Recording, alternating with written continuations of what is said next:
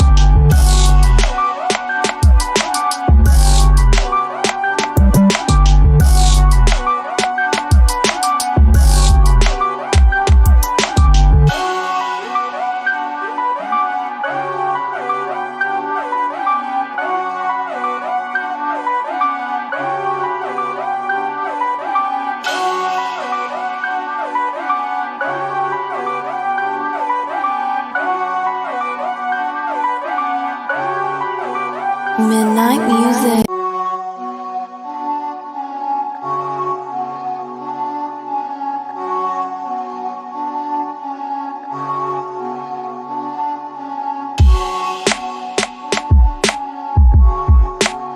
Midnight music.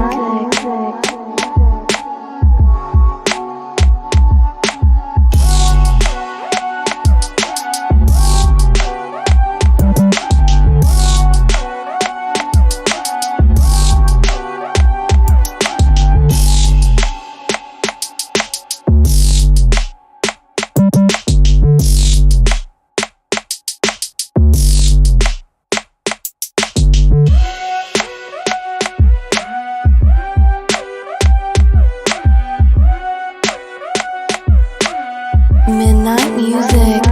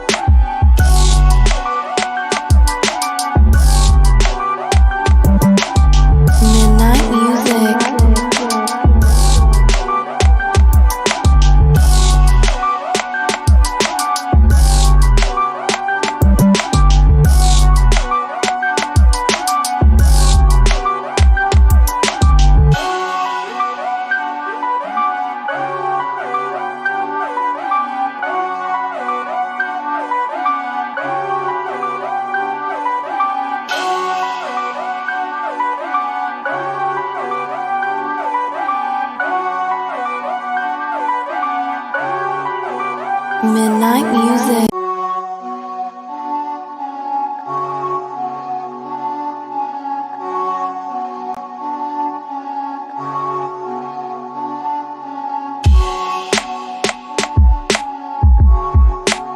Midnight music.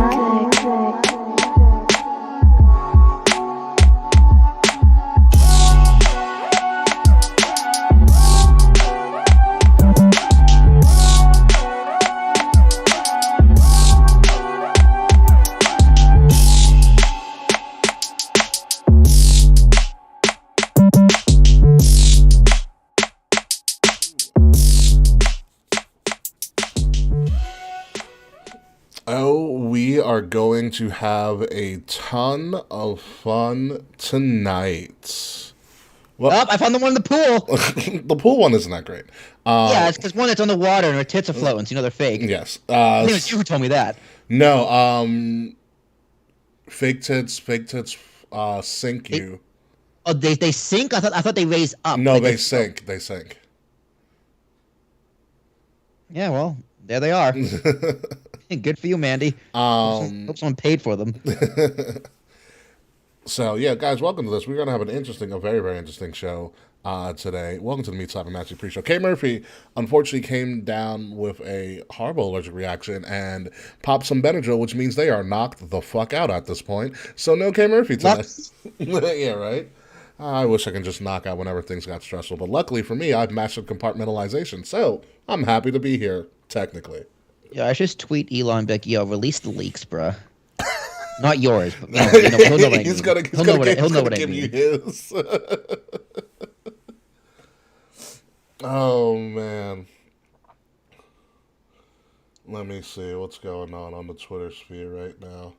So yeah, we got it going on. We got a lot going on. I thought for a second this was going to be a not so lively week of wrestling content, but then the last 24, 48 hours, I was like, oh, we got something here.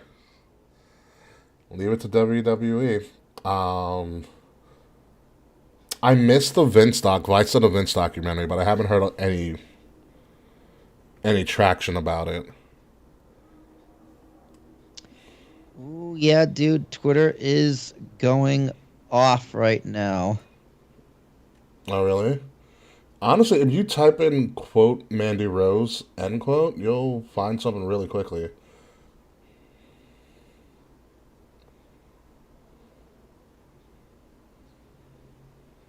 The cast of Modern Family. Hey, Christ, I just want to look at them for 3 seconds and then never look at them again. Is that so hard? Like, I don't even think. I mean, she's pretty, but she's not like my favorite. I guess okay, whoever called them daddies. I forget what I called them, but yeah, she's not like my boo. She's not a boo. No. Now, if this was like Xia Li or the Brazilian one from NXT, what's her name? What Brazilian girl from NXT? The one with Kaden Carter. Oh, she's not Brazilian. She's Jamaican. She's Jamaican. Oh, She's Jamaican and Filipino, which is a beautiful mix. That is a beautiful mix. I definitely see the Filipino. Kaden Carter. Kaden Carter. Yeah. Yeah, she's gorgeous. Kaden Carter. Too many tattoos, but hey, that's just a personal preference. Yeah, you work around it. I mean, we can say that Shotzi has a lot of tattoos, but that doesn't stop her from looking gorgeous either. Oh, well, yeah, what's up? Well, so on TV, Shotzi's a cake face. It's the way they put her makeup. Yeah, that's what I mean. Yeah. Too much of it. I have a surprise for you. So I got a message when I woke up last Thursday from our favorite family in Boston. Oh, the Vaz family? Mm-hmm. Love those guys. So little Johnny, who's I think becoming a teenager now at this point, which is kind of scary. Christ. So they had gotten little Johnny. One of the last ones they discontinued it. The left right belt that Xavier Woods has. Oh, really? You know how he has up down, and then he has left right. I don't know what left right is. So what ended up happening was Xavier Woods' channel is called up down, like the Contra Code, which everybody knows about. Of course. So in the kayfabe of that up down universe, Tyler Breeze, who was like second in command, defected from up down. And made his own faction, and he called it left right. So in the left right faction was Cesaro, Tyler Breeze, Adam Cole, and someone else. He had his own left right shirts. He created the left right championship belt and everything. And so apparently they had bought Johnny the left right belt, but apparently he got tired of it and he wanted to sell it. So Mr. Vaz said to me, he's like, "Do you want this belt?" Oh, that's amazing. Gave it to me on a pretty awesome discount, so thank you. So now I present to you the left right championship belt. Hang on, let me wait for this. Oh, that's what it looks like? Mm-hmm. That's left right. It's pretty. It's pretty. If it was done up a little more, it'd be really pretty. It's a lot more done up than when you see it in person. Yeah. It's pretty though. The design's really pretty. Mm-hmm. I like it. And you have the code. Awesome. You have the D-pad, and it's left right. That's really cool. That's so amazing. I love the internet, dude. Shout out to the Vaz family. Yeah, dude. Got on a great discount because I looked on the shop and they don't sell it on WWE Fanatic Shop or whatever the fuck they're calling it now. Or we don't sell it anymore, so I'm lucky to get this. I don't know if they're ever going to start reproducing them. The left right. The up down one is still there. But I don't know if they're going to do the left right. As long as Xavier's still in the company, he'll still be there. Yeah, he's still in the company. Yeah. They're NXT Tag Team Champions, which I think is pretty awesome. Wow, there's a lot of crazy stats that happened with that championship win too. How is the ridiculous match, the gimmicked match, the new match, Shawn Michaels match? Actually, wasn't bad. I like that. It wasn't bad at all. Your lover boy Taekwon is here, Will. Oh, let's go. What we got, kid? What we got? Open Twitch just for you, so I can read your comments. Spread it. You already know that. Yeah, dude. You don't want to fuck with this asshole, man. You don't want to know what comes out of this bumhole. Yeah. Yeah, gotta walk through the hemorrhoids, kid. Yeah, so no, the NXT match is actually a lot more stressful than what I thought it was going to be. Because there is a strategy to it, and if you play the strategy, it actually becomes a pretty stressful thing. I did have one concern, and that was just a nitpicky thing. The penalty box was too far away from the ring. Interesting. Was on the It ramp. was near the ramp, yeah. Yeah. It should have been like, where the coal mine used to be? Yeah. Wow, dude, what a reference. That's where it should have been. But it did have a lot of questions answered. Like, you could put two people in the penalty box at the same time, which created great drama because then they start fighting each other. Interesting. Yeah. So, no, it is going to be pretty crazy. I got to look up some of these stats before we go on our show, too, because there are a lot of interesting stats. Yeah, good for the New Day. I'm glad they're trying to stay relevant. Yeah, they got to do something. But that match was fucking great. I don't know if you saw any of the highlights of that match. No, I did watch Dynamite 2 weeks in a row though. Congratulations. I'm kind of back into Dynamite right So now. here's what happened. Pretty Deadly, who I can kind of, they're so-so. So what happened was Pretty Deadly took one of the championship belts and like, it's like Kofi and one of the other Pretty Deadly guys are arguing with the ref. The other Pretty Deadly number 2, I'll say, got one of the tag belts, threw it to Xavier Woods, falls on the floor, pulls an Eddie, right? And then Xavier Woods has the belt, throws it to the second Pretty Deadly person. He falls on the floor. And then the second Pretty Deadly person throws it to Kofi. He falls on the floor. Then Kofi just throws it on the ground and he falls on the floor. They all pull the Eddie around. And the ref turns around and has no idea what to do.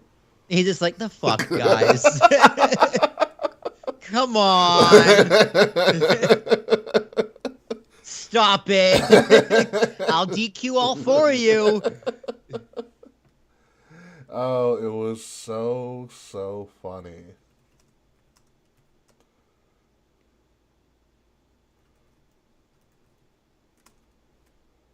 Okay, released. Start like creating these different jeez, Forbes magazine even commented on it. Oh, also, Assassin's Creed Valhalla was finally available on Steam. Sounds about right. And they released it for like the Ultimate Edition for half off. So I got it for $50, all the DLC and everything. Now it's like, I'm gonna play this sometime next year because when I get my new graphics card, I'm gonna play Odyssey first at full blast. You know what and just enjoy. You know what I started playing actually? I started playing Deathloop. I have it on my list. Is it fun? Yeah, it's pretty interesting. Essentially, it's kind of like Groundhog's Day. Yeah, 'cause you can just you rewind and shit. Yeah, but It looks interesting. It's very interesting. The soundtrack's pretty dope. The main character, I'm playing as Colt. One of the main characters is really cool because he just has a partner and he goes, "I don't give a." He's like, "What the fuck is this?" He just curses all the time. And I was, God fucking damn it. So essentially what happens is if you play as Colt, you have to stop the death loop. Right. And in order to do that, but you start out and you wake up drunk on a beach with a bottle of liquor next to you. And you have to figure out what the fuck is going on. Where am I? Mm-hmm. And you pick up all these clues, but if you die, you get reverted back to where you started, and even the information you garnered from the past life sticks with you, but you lose all your weapons. And so you're constantly trying to gather as much information as possible without dying. It sounds really difficult. Yeah. Because everybody in the world is after you, so you have to sneak around every map. I also saw that like it was like NBA 2K23 and like the new Tiger Woods game was on sale for PlayStation and a bundle for $40. Really? Yeah, it was like 40 or $50 for both the games, and I was like, wow, that's a good deal. The new NBA 2K game, it's so much content in the 2K23. Those games are amazing. Yeah, no, but yeah, it's absolutely phenomenal. Absolutely phenomenal. NBA 2K just is the best. That sports simulation. It's the best. It's the best sports game easily. I Yeah. think pretty much by far. FIFA's getting there. NHL was really good for a long time.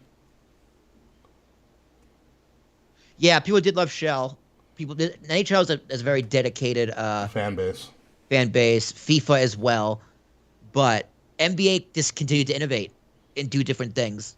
Yeah, no, when all else fails, like, oh yeah, we still have Michael fucking Jordan. Oh yeah, Mr. Fretz, we're gonna be men tonight and just talk all about Mandy. We're spilling the NXT. Yeah, Shell's been exactly the same since 2010. But you know what, Fretz? People love that. Mm-hmm. Like Shell doesn't need to change. That's the thing. That's true. For that matter, neither is FIFA, right? Other than just like adding more clubs and teams and stuff and players and customizations kind of stuff. Yeah. Yeah, see? You already bought them all. See, Fretz, when there's people like you, what's the need to change? Exactly. You gotta force their hand.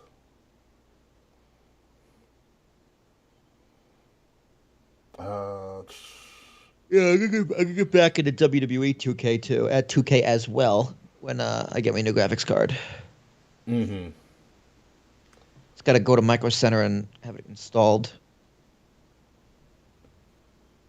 Yeah, Deathloop is a fun game. So far, it's a fun game. What else is on my list? Like a newer games that are on my list. This new Final Fantasy game just came out that I'm curious about. Is it? Oh, really? Final Fantasy Crisis Core Final Fantasy VII Reunion. It's like a prequel. Interesting. And Final Fantasy VII is excellent. Yeah, I got both Spider-Men. I got to buy. The Last of Us Part 1 gets released in March for the PC. Mhm. Finally. Fucking finally. I'll play that game again. That game's incredible. I still want Forza 5 and both God of Wars. Yo, Forza 5? You mean Horizon 5? Horizon 5, yeah. Excuse me. Horizon 5 is fucking amazing. And Days Gone looks interesting.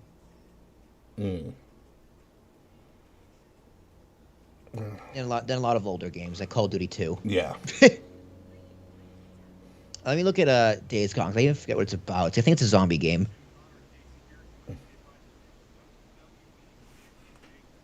Post-pandemic America, players Deacon St. John, a drifter and bounty hunter who rides the broken road, trying to survive, is searching for a reason. Yeah, another one of those PlayStation games. So PlayStation makes really good games. Yeah, no, they do. Like their originals are all really good. It's just like eventually they'll be on PC, which is fine because I have a million other games I'm trying to play. PlayStation is screwing Microsoft's acquisition of Activision Blizzard. Oh yeah, duh. Because then that's like half their market share. They got World of Warcraft, Call of Duty, and Overwatch all through Blizzard. But Microsoft was like, "No, we're not going to make those exclusive." It's like we're gonna cut into our sales. Yeah, like we're not like stupid by a lot. Yeah, And they could make it exclusive if they wanted to. They could say they're not going to and then do it. yeah. You need the government to break them up. Good luck. Well, they already sued. They already put a pause on it in the U.S. Oh, Taquan, it's a remake of the PSP Final Fantasy. It's a PSP game that is re-released. I know it's a re-release. Mm.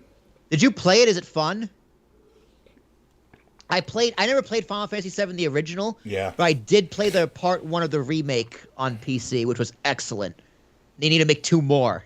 So, because Final Fantasy VII is just such a long game. Vicky, put it this way. It came out on PlayStation 1, and it was 3 discs. That's gross. Yeah. That's no. That's how big the game is. Yeah, It's dope. chill with that. Okay, it's about Zach Cloud's partner. Oh, when he was a soldier. So it's like more about Cloud's days when he was in the soldier program. Interesting. I do love Cloud. Cloud's a badass. By the way, Cloud and Auron are my two favorite Final Fantasy characters. Taekwon, I am an Avengers playing bits. They just because the other week they just released they just added the Winter Soldier as a playable character, so that's been fucking fun. Dude, they didn't re-release Spider-Man Ultimate Alliance. They didn't remake that game. Marvel's Ultimate Alliance. Do you remember those games, Ricky? I remember Marvel's Ultimate Alliance. Yes. Yeah. Yeah, all PS1 RPGs have multiple discs. Yeah, it was fucking crazy. It had 3 discs. It was nuts. The game took forever. Did you see? Speaking of PlayStation and PS1, did you ever see? There's a video that's going around the internet, or around TikTok at least, of this guy who has a PlayStation 1 hot tub. Ooh. So the hot tub is designed like a PS1, and then the disc lid opens up, and it's a hot tub in the middle. That's pretty awesome. I have not, dude. All my TikTok feed has just been fucking Meghan Trainor's song, the Gucci song. I haven't even heard the Meghan Trainor. Oh my god, it's stuck in my head. It's been stuck in my head for 3 weeks. I'm sorry. And like that Titanic meme where it's like you're in a lifeboat. It's like someone yelled at me to go back to my own country, so here I am. I was like, why is this on my feed? Get the fuck away! I don't even watch TikToks. It's when I open it, that's what pops up. Nisha, there's some great TikToks out there. Well, the U.S. might ban it.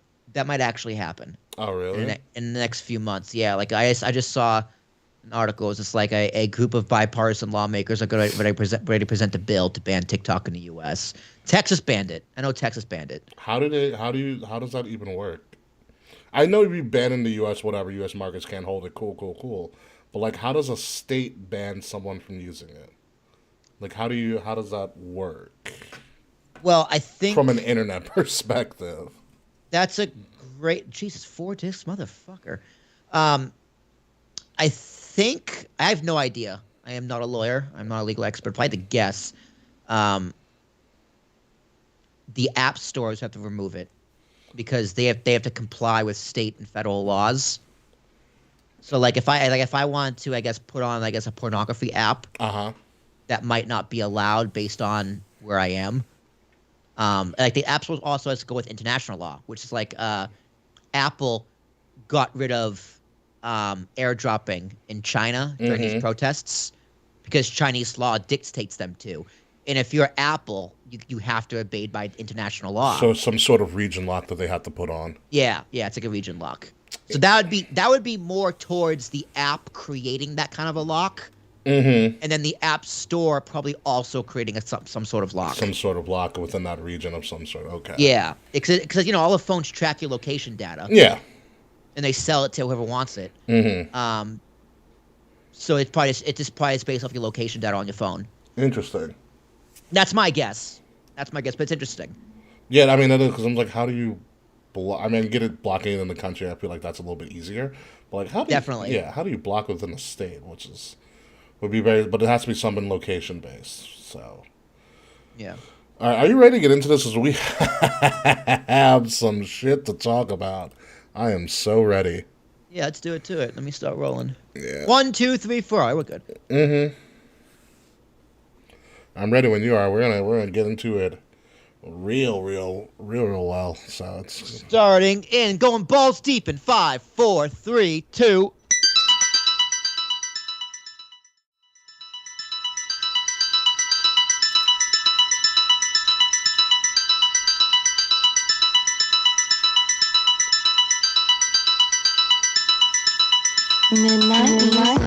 Coming up this week on Kings of the Rings podcast, just when we thought we had all the answers, WWE changes the questions as Mandy Rose and Bobby Lashley are both out of a job and only one of them is for storyline purposes. Plus, Matt Riddle might be going up in smoke. Ring of Honor puts on an impressive final battle. And yes, oh yes, it's a new day in NXT. So sit back, relax, and make sure to not get your OnlyFans leaked because it's Kings of the Rings podcast, episode 320 of a Lash exclusively on Wrestle Addict Radio. And it starts right now.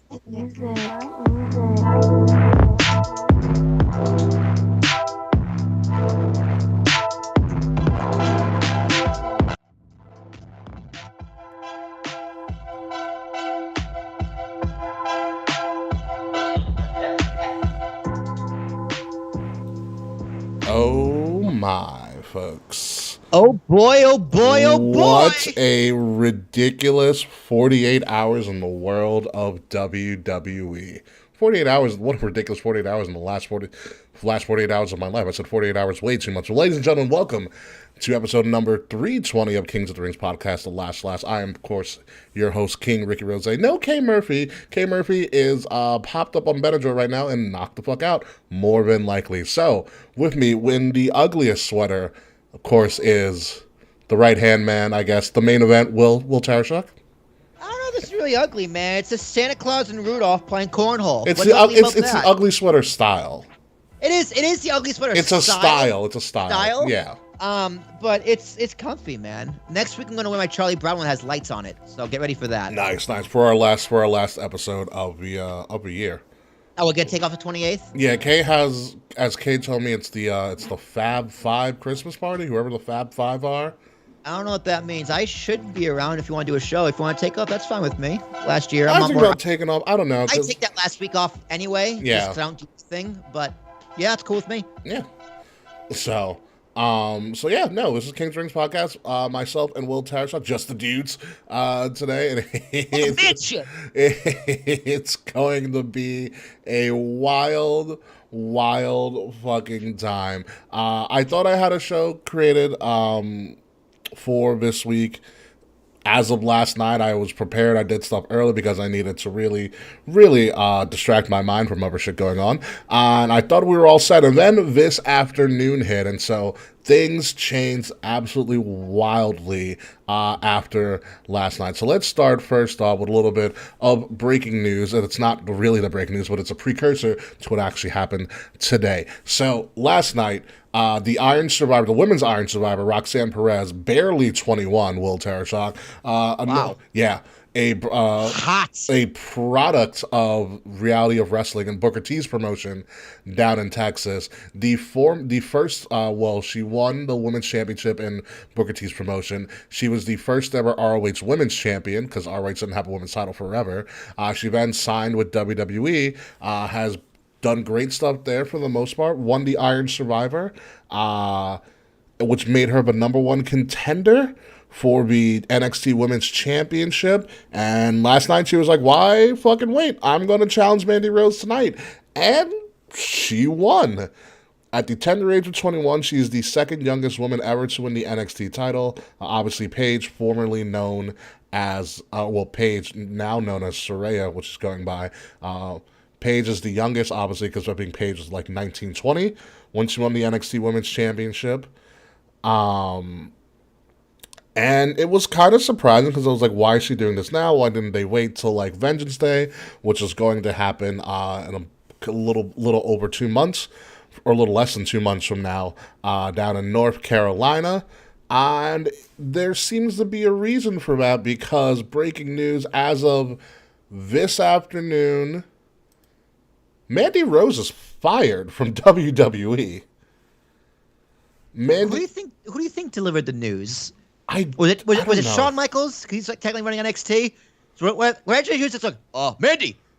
First off, nice. But second of all, we can't have that. Yeah, you're fired. I don't know. So let's talk before we get to Mandy Rose's firing. What led to that? Because there are some things that WWE's was kind of forced, in my opinion. No matter what you think of, independent contracts and all whatever BS. Not BS, but all whatever stuff that goes on with their contracts and stuff. Mandy Rose had a 413-day run as NXT Women's Champion, the third longest run in the history of the promotion. Almost about a week away from beating Shayna. And 3 days. Yeah, 3 days from beating Shayna. And 4 days. Yeah, something like that. And Asuka has a 522-day reign, which is probably never going to be touched by anyone ever, especially in NXT, as champion. So if you look at her run as the toxic Mandy and her character development and her ring skill, it is a fucking success from what she was portrayed as on the main roster, as like a porn star and all that stuff. There was that one time when she tried to seduce Jimmy. It was like even, I remember that. Yeah. That storyline. Yeah, the hotel scene and everything. It was when she was facing Naomi, her thing with Sonya Deville. Like, she just wasn't she wasn't where she needed to be. She went down to NXT. She developed her character, and she became the best version of her character that she could have been. And like I said, overall, it's a success. She reinvented herself. She got better, and she's what she wanted to do. And all signs are pointing to she's probably going to move back up to Raw or SmackDown. And then the report from Fightful and our favorite person, Sean Ross, came out, and he tweeted at around 2-ish or so, saying that WWE officials, that they released Mandy Rose, and WWE officials felt that they were put in a tough position based on the content Mandy Rose was posting on a site that's known as Fan Nation. They felt like it was outside the parameters of her WWE deal. So that's what Sean Ross was saying. So let's break that down a little bit. So a lot of people are saying it was an OnlyFans, so it's not an OnlyFans, it's actually a Fan Nation. It's very similar to OnlyFans subscription service, so on and so forth, where the content creator can provide content and you pay money to see that content, so on and so forth. It's like I think the gate entry fee for Mandy's Fan Nation site was $25. If you do a quick search, probably right, and it might be gone by the time you actually do a search of Mandy Rose or Mandy Rose Leaks, you're probably going to find these photos. These photos are a little bit more explicit in nature. It's not Mandy Rose in a bikini. It's Mandy Rose naked. There are videos of her there as well, showing pretty much everything or covering up pretty much everything. Things of that nature, but you see what you think you're going to see from Mandy Rose that you wouldn't see in WWE. Yes, it is all there. And to be honest with you, that's not really, I think, yes, the content's there, and what did you think you're going to get from Mandy when she's doing something like that? You can make that argument, and she can be allowed to do whatever she wants with her content. But here's the issue. With Fan Nation, it appears that you can create the name of your website for people to go to. And Mandy has a bunch of other things that she's a part of. She's did the YouTube page, the Mandy's Donuts. She has like a makeup line, fitness stuff, whatever. The website to get to Mandy's Fan Nation page is MandyRoseSax.com. That's problem number one. Mandy Rose's real name is Amanda Sacamano, I believe, or something of that nature. Her middle name's Rose. Yeah, Mandy Rose is the intellectual property. Yeah, that's actually my first question. Did she use the name Mandy Rose? Mandy Rose is the intellectual property of WWE, which is a PG-rated company. Yes, I believe that is the tough position that they're in, because as we know from the Zelina Vega incident when she had an OnlyFans, Zelina wasn't even doing nudity there. She was just in bathing suits. She was just being Zelina Vega. You can see that shit on her Instagram. It still broke the contract, which I remember us talking about that too. Because it's gonna be a very similar conversation. Look, no slut shaming. She's an adult. She can do whatever the fuck she wants. Mm-hmm. Sex work is work. No shame from either of us on here. Absolutely not.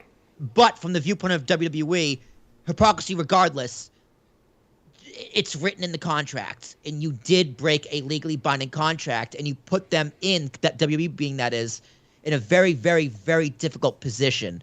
Now, I can't say I wouldn't have done the exact same thing in firing them. I mean. Yeah. It's just, it's more legal in aesthetic and how it comes off, as opposed to shaming her for what she actually did. Yeah, I think that's the best way to put it. It's a legal thing that ended up happening. Yeah. If she would have had that website named like AmandaSacamano.com, like her real name, like Sasha Banks' name is Mercedes Bernardo. Anything that's not Sasha Banks related is under the name Mercedes Bernardo, her real name. You know? Right. Because there's that's a reason for that. Yeah. There's a reason why WWE gives them fake names. Yeah. It's so they can't do shit like this and without permission. Exactly. Right? Like if remember Kane did that movie? Like he was like in a horror movie in like 2006 or whatever. Yes. I believe the credit was Kane and not Glenn Jacobs. Because WWE was promoting it, correct? That and WWE gave them the permission to use that kind of a name. Mm-hmm. But like that's the difference. Like WWE was involved or gave them permission. Yeah. Or even like with Up Up Down Down, right? Like if Xavier Woods left WWE and won that name back, WWE could release the rights and give it to him, but he can't do it without permission. Yeah. Even though it is his. Mm-hmm. He sold the rights to it. I don't know. I wonder how much of the rights WWE has to it, or it's some sort of Probably a few million. some sort of shared partnership, because it was away for a while. But this story comes down to legalese. Yep. Really is what it comes down to. Pretty much, and it's a shame. And so, for those of you guys who, we're not going to rehash the Zelina Vega commentary, which is a great commentary that we had about unionization of wrestlers and blah blah blah blah. Fact of the matter is, in a sample WWE contract that we had, there is a clause talking about intellectual property and your name being the intellectual property, your ring name given being the intellectual property of WWE. And anything under that name is the property of WWE.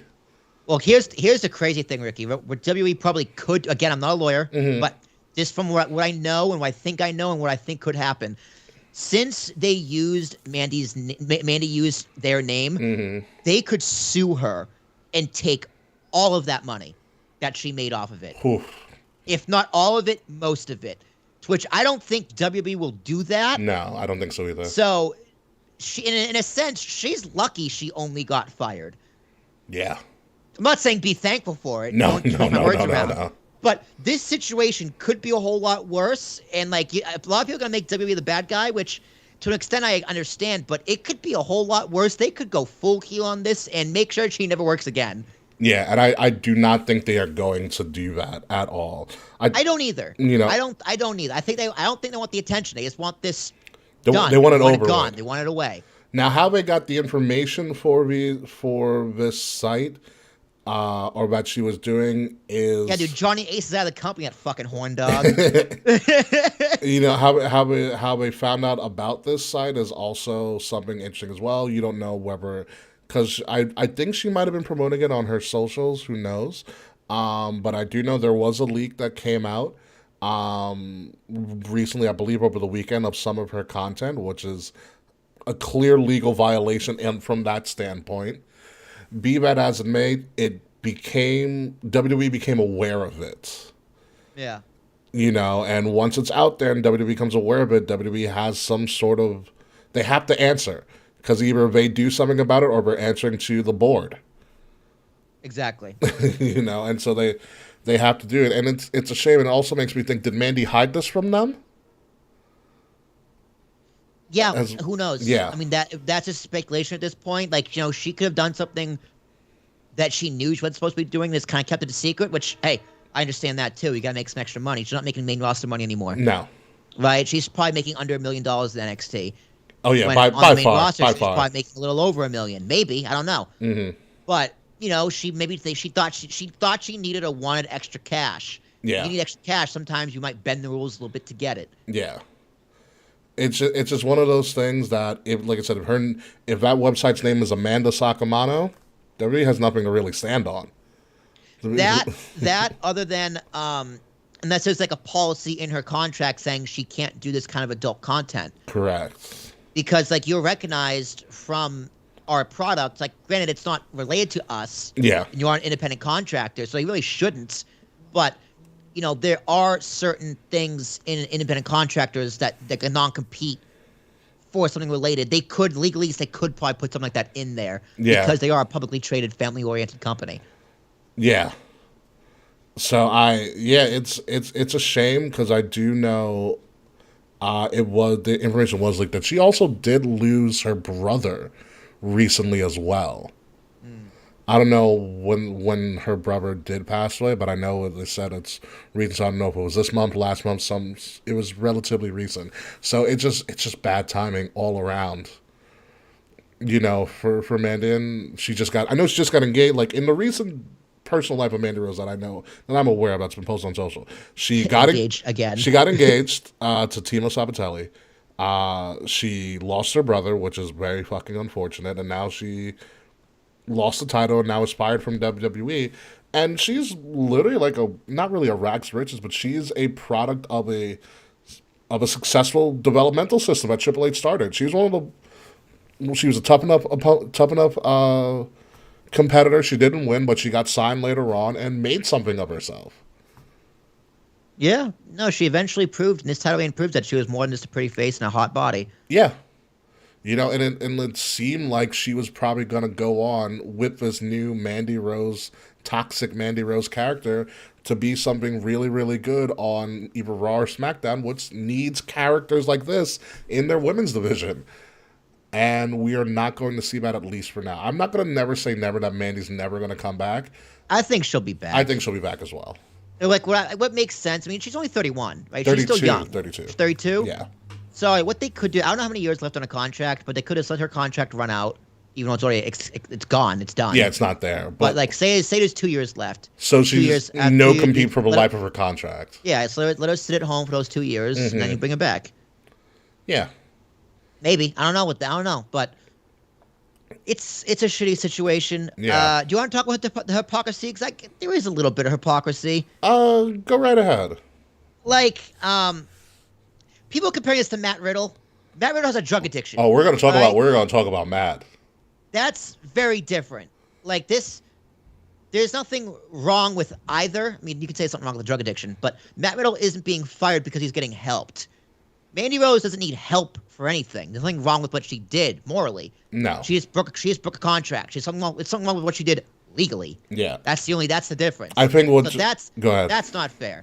I saw something that like Mandy Rose is being punished for being sexualized while they told someone else to be sexualized on TV. I think Ember Moon. Ember Moon. Ember Moon Athena, yes. But it's just like, okay, but they're not telling Ember to do a nip slip on national television. No, because they get fined heavily for that. Yeah. You know, the Austin Theory, when the video of him rubbing was that Ricochet rubbing his butthole? No, that was Austin Theory. It was not Ricochet. Wasn't Ricochet a video of like him figuring his asshole? Something like that. But a lot of that stuff was also like the Austin Theory situation in and of itself was before he was signed, I believe. I think it was before he was signed. Yeah. It was leaked, so it's not like it was done on purpose. It's not like he was selling them. Yeah.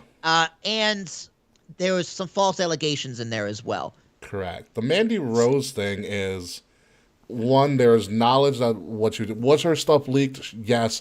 Does that suck? Yes. Fact of the matter is, she knew what she was doing, and she willingly posted it on it, and she willingly used her Mandy Rose persona as the website name. Which you look up MandyRoseSax.com. It'll take you right to the Fan Nation site. You know that's what it boils down to. Yeah, you can't be doing that. Like, come on now. I thought we learned this lesson with Zelina Vega. Yeah, and Zelina wasn't doing the extreme, the explicit stuff that Mandy was doing. No, she was just doing cosplay. Yeah, she's pretty much wearing what she was on TV. Yeah, but again, she used her name on the OnlyFans. Yeah. You know, and you can't take someone else's property to promote yourself on the side without permission. Without permission, yeah, you can't. Without written consent, written verbal consent, whatever that phrase is, that legal phrase. Written verbal consent, yes. Or yeah, written or verbal consent. So yeah, I don't blame WB on this one. I truly don't think they fired her because she sold her tits on the internet. No, you know, I mean.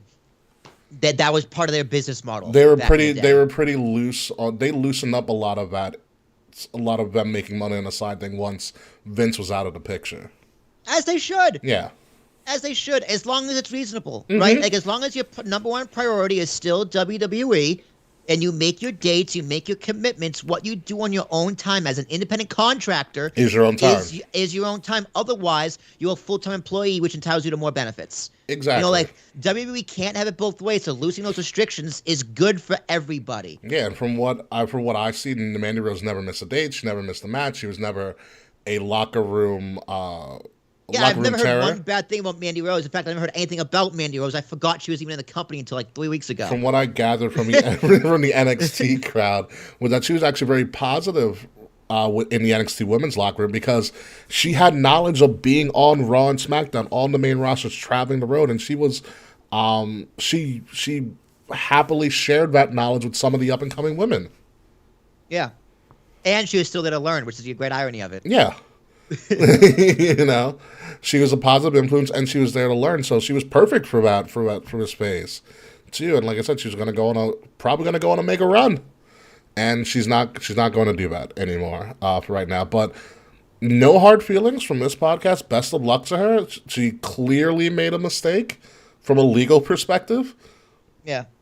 and she'll probably learn from this.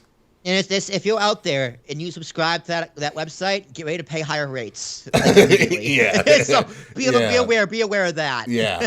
Mommy's gotta make money. So yeah, good luck, Mandy. Next time, do a camera straight up your asshole. Maybe that'll work.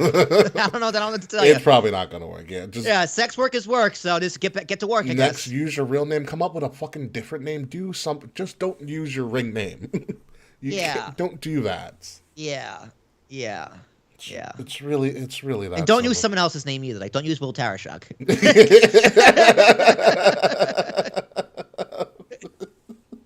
What if she was like, my new name is Ambassador Small? I'd be like, son of a bitch. Never. God. Dude, Mandy T. Mandy T. would have worked. That's true. Or like Dumb Mandy. No, that's too close. Well, So no, when it because comes they to- had the when it comes Mandy's to- Donuts, and that was fine. And maybe she got permission for that, though. Because well, it's her and Sonya Deville, aka Dara Baronato, so Dumb Mandy. Dumb Mandy. Okay. Yeah. Okay. That was cleared by them. They've been doing that for fucking ever. Yeah. So, again, that was cleared. Yeah. Clearly this wasn't. Yeah. So. Damn shame. Send me the videos. Is a damn shame. Moving along to somebody who got fired, and we believe right now, we believe it's kayfabe storyline. You never know with WWE these days. But Bobby Lashley was fired on national TV, and here's a picture of Bobby Lashley looking like he just sharted in his own ring gear. He's like, what? Yeah. I would be so happy if that line was ad-libbed. Fretz, I did look on Twitter. I didn't see anything. Send me links in the Discord, you bastard. Yeah, so Bobby. Thank you, love you, hugs and kisses. So Bobby Lashley got fired for striking not one WWE official who was an actually ref, but he fucking elbowed the shit out of Adam Pearce. Yeah, apparently Pierce rescinded the firing. Thank you, Mr. Fretz. He rescinded already? Damn it! Yeah, at least do it on TV next week. Jesus. I would have loved that line was ad libbed, and the cameras weren't supposed to pick it up, but they clearly did pick it up. Oh, but he fired him on TV. Did Michael Cole or Graves? Not Michael Cole. Graves or the out of breath Nick Patrick say anything about it? What's his name? What's his announcer's name? I forget. It's not. I don't think it's Nick Patrick. It's Patrick something. Nick Patrick was Nick Patrick was a WCW rep. Yeah, what's this? It's like Patrick, not Patrick Stewart. What the fuck is this announcer's I name? forgot. He kept saying Milwaukee, Wisconsin. They kept saying like we know where it is, dude. Like stop it. Like he kept saying the town and the state. He's like, might as well add USA. And Kevin Patrick. There it is, Kevin Patrick. Like, dude, when he announces, he sounds like he's out of breath, like all the time. I hate him. He sucks. Yeah, he's not great, and they had a bunch of screw ups on commentary, like Bailey wasn't able to sit by the announce booth because her shit wasn't working. Yeah, it was crazy. But back to Lashley. So wait, you're telling me your theory is you believe that the firing thing was just for like the crowd there?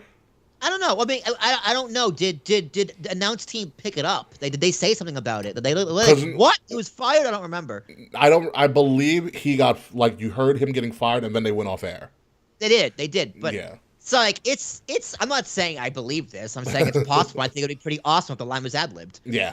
I doubt it, but it'd be really cool if it was. Yeah, but he rescinded the firing now. A really good thing. I can't say good thing Mandy Rose got fired. It really takes away our lead. Because this was going to be a lead for the show. That Bobby Lashley got fired. I really think, because I've heard some rumblings, I really think they were going to... I thought the Bobby Lashley firing would have been a little bit longer, and he would come back with the reformed Hurt Business. That would be cool. Give him a few weeks and come back with a group. Mm-hmm. Yeah, because Bobby, don't get me wrong, Bobby doesn't need a group. He just continues to get better and better. I liked his face run, but he's a much better heel. He's so scary as a heel. Yeah, he's a much better heel. But and the reason was because he was better on the mic. Him as a face, he has a better lisp. on the That's mic. why. Does he have a lisp? He has a very noticeable lisp. I haven't noticed it. I have. It does come out a lot. I'll listen for it. But yeah, he's just much better as a heel. I thought that would have been really cool. Yeah, I thought it would have been cool too. He's so sweaty. He's very sweaty. I mean, those muscles need hydration. He's gotta sweat, man. But yeah, no, that's such a shame. It's like when they got rid of the Summer of Punk that lasted 2 days, essentially, or 2 weeks. Like, if you're gonna fire him, like, I'd leave a cliffhanger of Bobby being fired and have him off TV for a considerable amount of time. I hate when they jump the gun and do shit like this. Yeah. When you're gonna fire Bobby, because that's a great thing to talk about. Oh shit, they fired Bobby Lashley on national TV. That's fucking nuts. You know, but I love it. I think they are setting up with Lash. Probably the reason they want to bring him back so quickly, anyways. Because even if they fired him for 2 weeks and came back, I'd probably say it was too short, anyways. But I think we are looking towards Bobby Seth Theory at the Rumble, triple threat for the U.S. title. Again? Maybe. Yeah, they just did that. I totally forgot they did it at Survivor Series. Survivor Series. I mean, what do you do with Bobby? Like, he's still in the U.S. title picture, obviously. Seth's got the number one contendership. But what do you do with Bobby now? He just dominates the Rumble. Ooh, that's good. Give him a little bit of a bump. Yeah.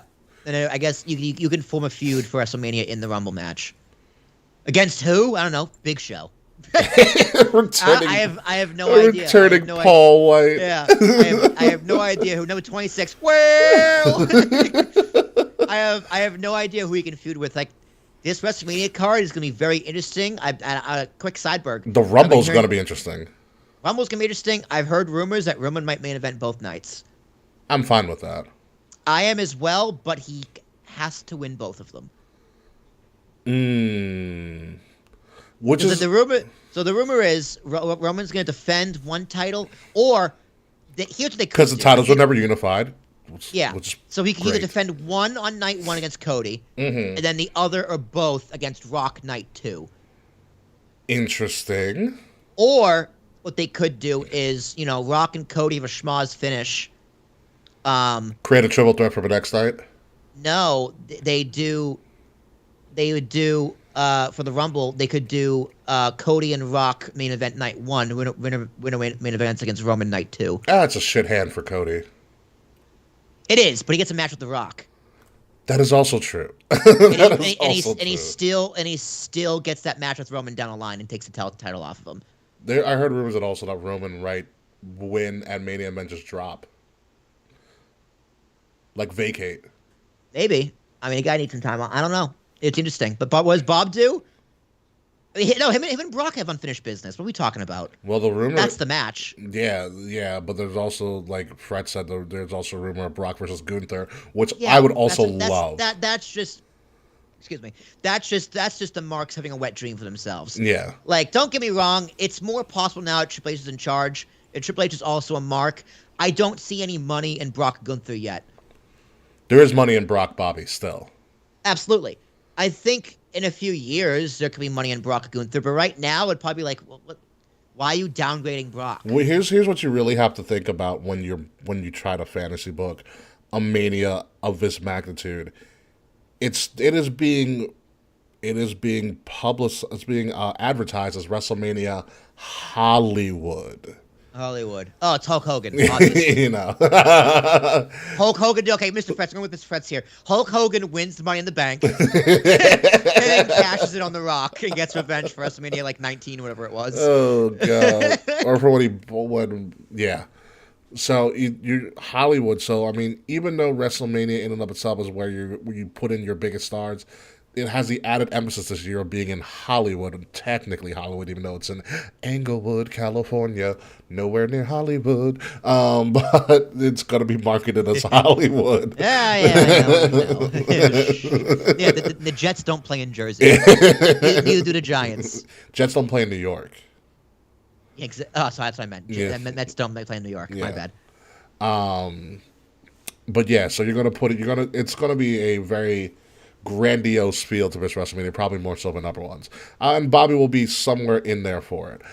So let's move on to a picture of Elias serenading Matt Riddle because his career is almost over.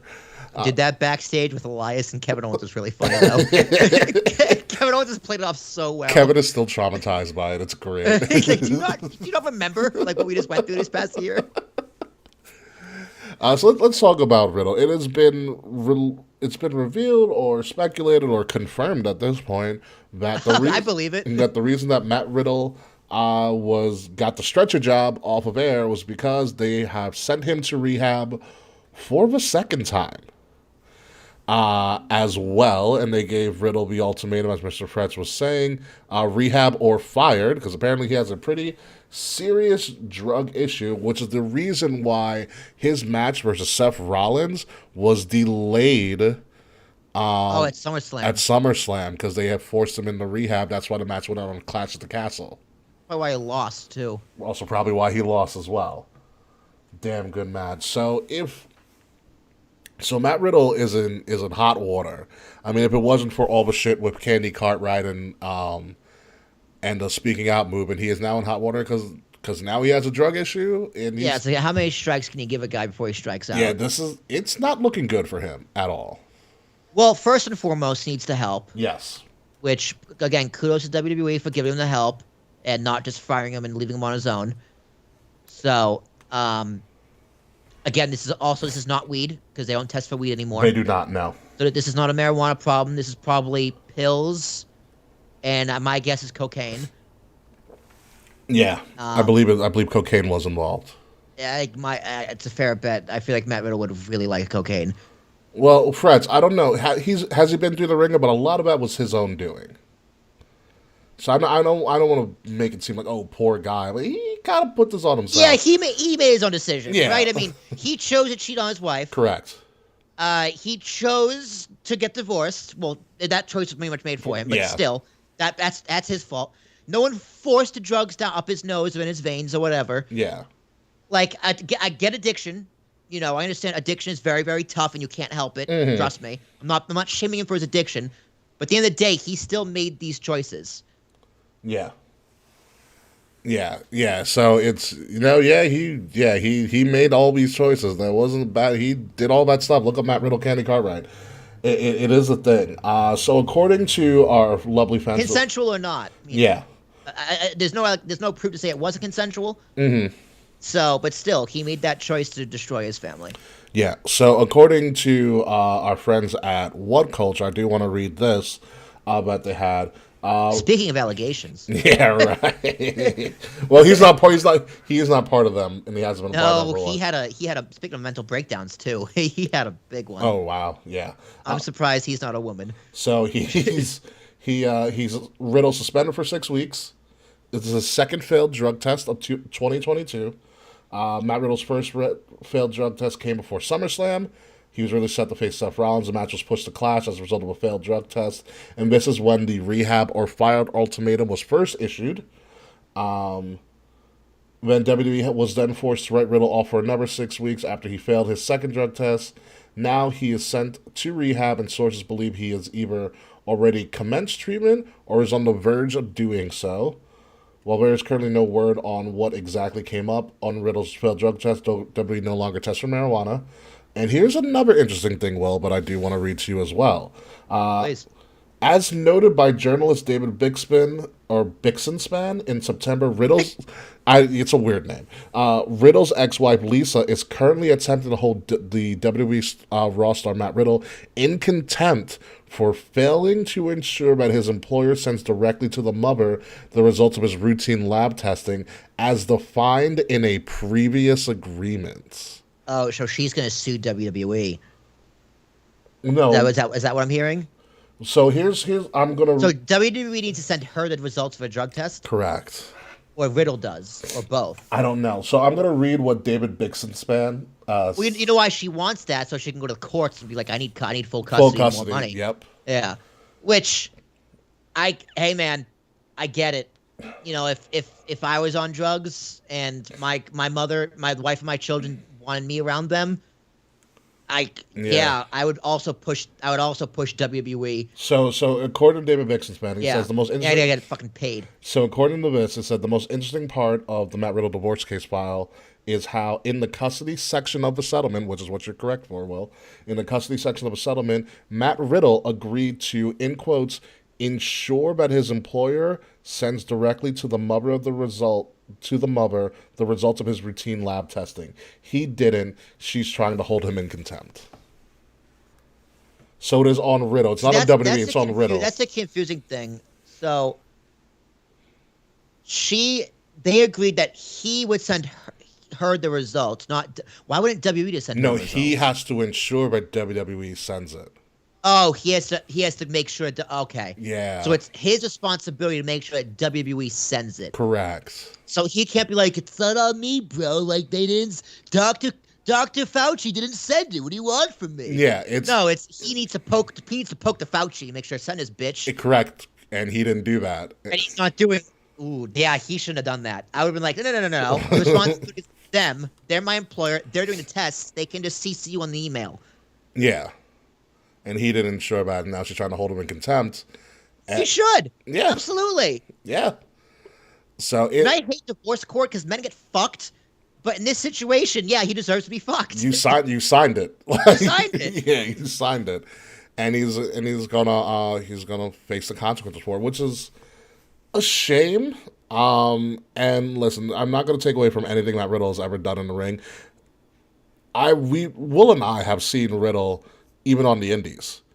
Yeah, great, phenomenal talent. Great, pure, phenomenal talent.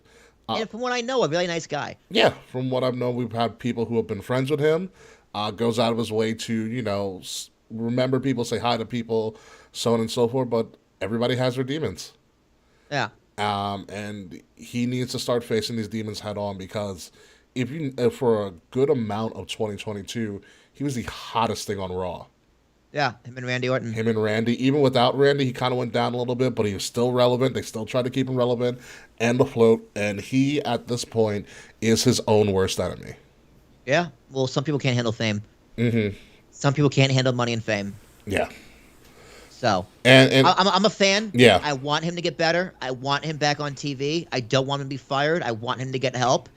But I also am holding him accountable for his actions. There's not many other people we can blame other than himself, and he's going to face the consequences of these actions. Yeah, and what's fucking crazy? It almost seems like Randy was put with Riddle on purpose to kind of stop this from happening. To keep an eye on him. Mm-hmm. And be like, listen, kid, I did this. Yeah. And I turned it around. And I was a legacy, and they were going to fire me. Yeah. You ever hear a story? I don't know. You ever see the Untold of Randy versus Taker from WrestleMania 21? Speaking of Hollywood. Yeah, it's pretty great. Yeah, you remember how that's where he got the RKO over. Oh yeah, because he reversed the choke slam into a RKO. Yeah. But you ever watch not the match? But you ever watch the Untold about it? Yeah. How he was on a bender and he missed fucking rehearsal. Oh, that's right. Taker was pissed. And his father was pissed. His father was part of the match. His dad was just like, you embarrassed me in front of everybody, including The Undertaker. Yeah. And The Undertaker gave him a few receipts for that as well. Like years down the road, but still. Yeah. Yeah, still. Yeah. Still. Yeah, I mean, and like I said, if Riddle can learn from anybody, you learn from Randy Orton, who fucked up every way, almost every way imaginable. And dude, that year, that feud with Taker, mm-hmm. He ended up, he pinned Taker. Because that was Legend Killer Randy. That was Legend Killer Randy. He pinned him, and I think Unforgiven, because Bob Orton debuted. Correct. Bob Orton came back, helped him, yeah. And then that led to a Hell in a Cell match, like a month or two later. Yeah. Which obviously Taker destroyed him. Mm-hmm. But that's where the receipt came. Yeah, bro, you had a Hell in a Cell match with the Undertaker in your third year in the business, fourth year, maybe fifth year. Yeah. Unbelievable. Yeah, unbelievable. So it's a little bit easier because Randy had people on his side. I don't know if Riddle has anybody on his side. That's probably true. I mean, it's hard to have people on your side when you have this much baggage with you. Yeah. Especially with the allegations in today's climate. This is going to sound really fucked up, but it could be bad for other people's careers to be on his side publicly. Mm-hmm. Because like if Absolutely. I was like if I'm Austin Theory, and I come out in support of Matt Riddle, Twitter's gonna come after me. The internet's gonna come after me for supporting my friend. Yeah, you stay far away from this in the public eye as possible. So keep that in mind, PC culture and cancel culture. You can prevent people from getting help. It is, yeah, it's yeah, because you got to look at because you have to look at these situations almost in a silo. He has an addiction issue, yes. He fucked up in his divorce, yes. Those two things don't always interlap with each other. Well, one definitely led to the other. Sure, yeah, no, That's probably, what the yeah. Yeah, but the one didn't help the other. Yeah, one, yeah, they don't help the other, but sometimes you got to look at them as they are separate issues that you have to deal with separately. Correct. You know, and that's sometimes what, as you say, the culture kind of misses. You know, it is all parts of a whole, but they are still just parts. You know. Yeah, but it's like if he, like you said, like if Randy had people to help him, if he had people who could actually help him, like you can do that behind the scenes, right? But even publicly, Yeah. like that helps. Like if you're a public figure like that, and you're left alone for the public to feed off of you, and someone's helping you behind the scenes but not putting their neck out there publicly, that can fuck you up too. And someone's not going to go public because they're afraid of how it might affect them, which, don't get me wrong, I understand. Yeah. But it's harder to get help. It's hard. And you know what's really interesting about this, too, as well, is that he failed one drug test before SummerSlam, rehab or fired, which is a very, very strong stance by WWE. I'm thinking, Fair. Yeah, and very fair. Because they've dealt with, look at Jeff Hardy. Yeah. You know, and then the second one. But all of these occurred after Randy was on the shelf. That too. Yeah. You know, which is it's interesting thing to look at that timeline of Randy gets put on the shelf. Matt is essentially on his own. He went straight into the SummerSlam feud with Seth. Mm-hmm. And that was it. It was shortly after WrestleMania that Randy got hurt. Yep. And then he got put in a feud with Seth, and then it's all downhill from there. Yeah. That's a very good point. Mm-hmm. Damn. Yeah, it's a shame. So I'm the optimistic part of me is thinking maybe Randy was actually helping, because it seems like it was. Yeah. Yeah. You know, and he was very publicly, and even in storyline and on TV and stuff, he was very hurt that Randy got. Essentially, we haven't seen Randy since his injury, and Randy's career might actually be over. Yeah, he has some really. I think it's his back. It's real bad, yeah. It's one of his discs, right? Mm-hmm. And he had back issues leading up to this injury as well. Yeah, he's in big trouble. Yeah, and so that also could be something that grief and trauma can lead you to find ways to cope in maladaptive ways. It makes sense that he might have potentially gone back to past drug addictions. Well, Riddle, I'm pulling for you, man. Yeah, we all are. We all are for Riddle. So who knows what's gonna happen? Like I said, never say never, but hopefully this is a wake up call for him. And if it's not, when he loses the custody of his children, that'll be the wake up call. It better be. Yeah, asshole. I got no sympathy for deadbeat dads. Mm-hmm. Go fuck yourself if you're a deadbeat dad. So, moving along to more things that are actually in kayfabe but not real life trauma, fake trauma, because Alexa Bliss is turning at some point. I just don't know when. She's the number one contender for Bianca's Bianca's WWE Raw Women's Championship. She put Bianca. Look how jacked she is in that picture. Holy shit, Bianca. Well, Bianca was just coming off of a fitness competition. Yeah, I think did she win? She placed second. Damn, dude, she is in crazy shape. Yeah, too. it's gross. Honestly, it is gross. Like I know it's not. I mean, there's a compliment. Yeah, no, gross, it's a good gross. Bianca Belair is like, other than her ass, is not very attractive to me at all. But she looks outstanding. Yeah.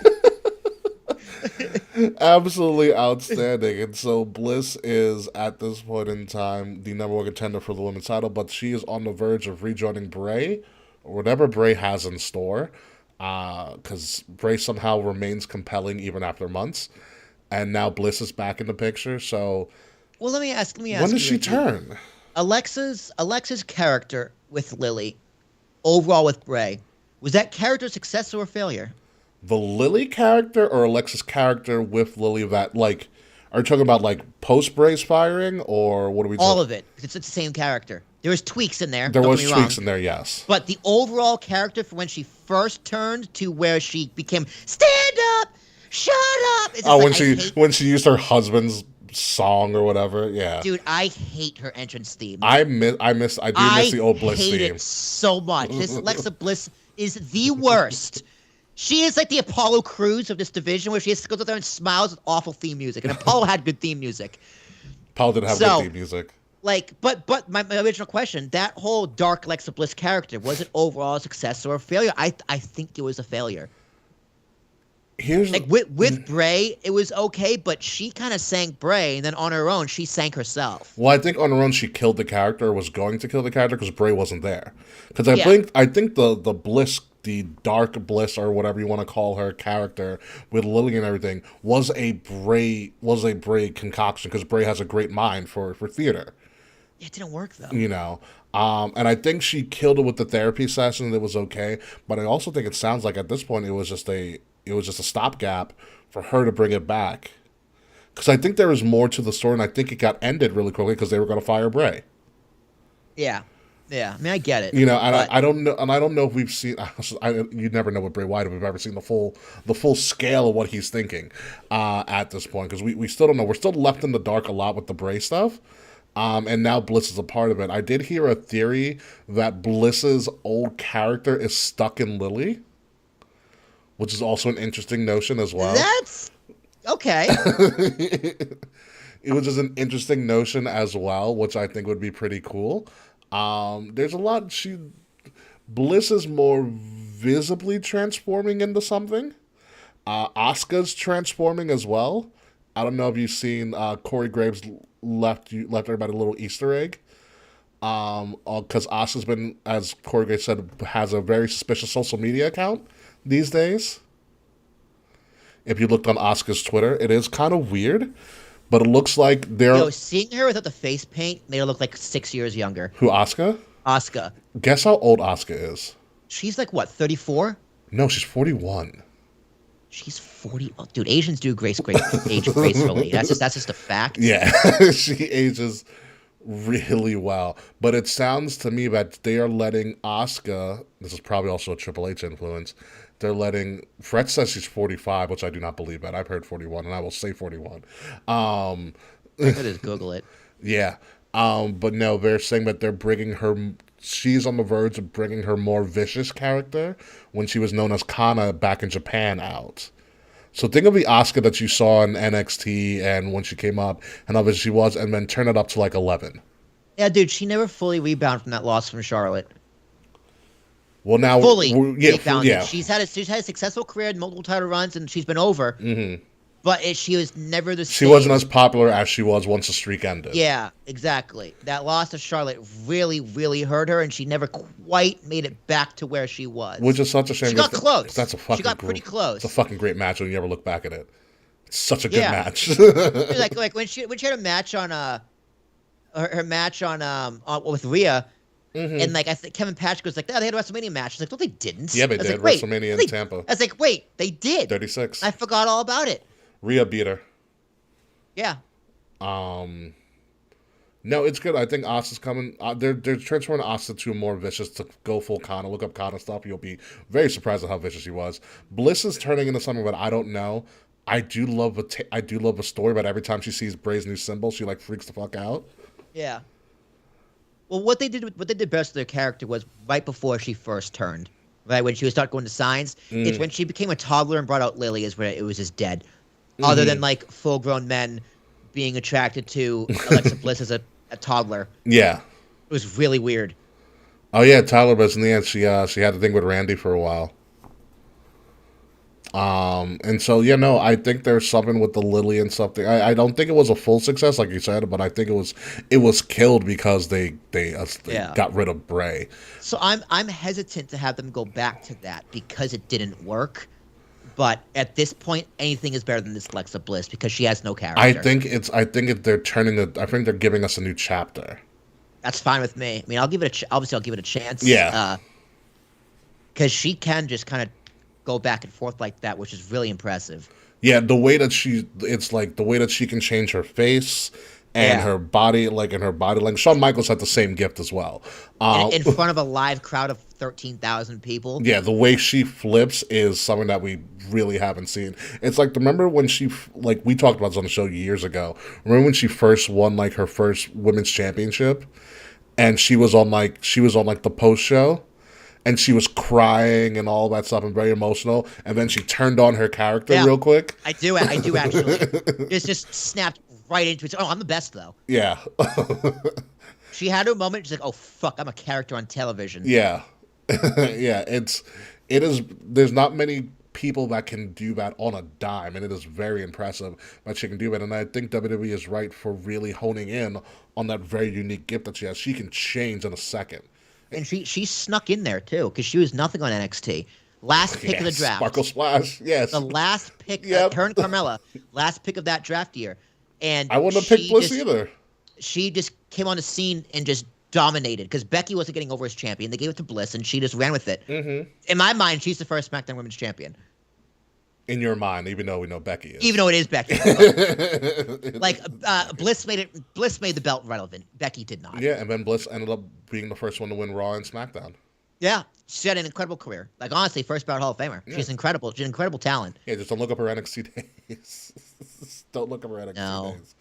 Let's move on to Ring of Honor, which Ring of Honor is back. Well, yay. Cool. They put on, I think a TV deal is allegedly coming, maybe. It's not. I'm going to explain to you that. So Ring of Honor had their final battle, Premium Live on pay-per-view, which is really good. What I liked about it, and I texted Will about this, that it doesn't look like AEW Light at all. It looks like Ring of Honor, which is one thing I was really, really concerned about, is that they were going to do just like AEW setup and announcing stuff, but they kept the Ring of Honor announcers, the same class of Ring of Honor announcers that you've known to grow and love for years, and the Ring of Honor set.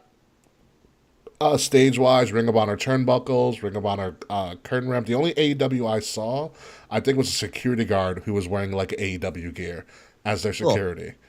Cool. But it was good. It was good. Overall, the event was. I was able to find a really good stream. Overall, the event was really good. Apparently, it's their biggest final battle ever. They did it in Texas.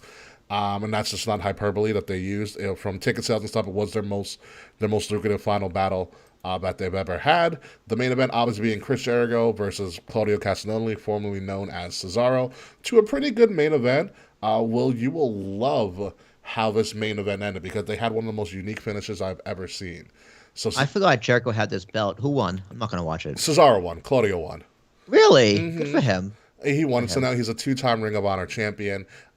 He won by putting Jericho in the giant swing and not stopping. And he just gave up? Yeah. That's awesome. Jericho's like, all right, fuck you. Take the fucking stupid belt that doesn't exist. Take the belt for a brand that's not even real. All right, fuck you. He got to 32 rotations before he gave up. 32 or 33. I don't know. I know it's on with the eyes, but I don't know how he doesn't get dizzy. It's the way you have to do small steps. Still, how does Jericho not get dizzy? Oh, I don't know how Jericho doesn't get dizzy. How do you not throw up? I want to see Cesaro swing somebody and they just puke. It like flies everywhere. Yeah, gross. Again, one of the most unique finishes I've ever seen. So congratulations to Cesaro going to now take Ring of Honor into his own thing. We're going to talk a little bit about that. And here what we have now. So this is what we didn't talk about on the show because I didn't know it was going to happen. So FTR, the number 2 rated tag team, versus the Briscoes, the number 3 rated tag team, the number 1 rated tag team in the world by PWI, is the Usos. Rightfully so. Duh. The Young Bucks landed on number 8, which I thought was laughable. Because they're not in the top 5, I found that really hysterical. So, Will, here's what they had. They had a double dog collar match for the tag team championships of Ring of Honor. So, with 2 of them connected? Were all 4 of them connected, or was 2? No, two and 2. It wasn't all 4. Imagine if all 4 of them were connected. So it was you were connected to another person on the other team, so it was just Yeah. 2 and 2. I heard this gimmick and I was like, that's interesting. Yeah, it was essentially it was a dog collar tornado match. Yeah, that sounds incredible. It's incredible. It's very graphic, so please, if you're screamers and don't like blood, don't look at us on the video. That's essentially what you were looking at for most of the match. These guys started bleeding within the first 2 minutes of the match. Duh. Yeah, it was tornado. They went everywhere. They gave him a lot of length on the chains, which thank God. As you need. Yeah. Yeah, the two of them they were in the stands, they were on the stage, blood everywhere. Even the ref got color, You don't see that often. and that was I haven't seen that since Timmy White. and that was by accident. I bet.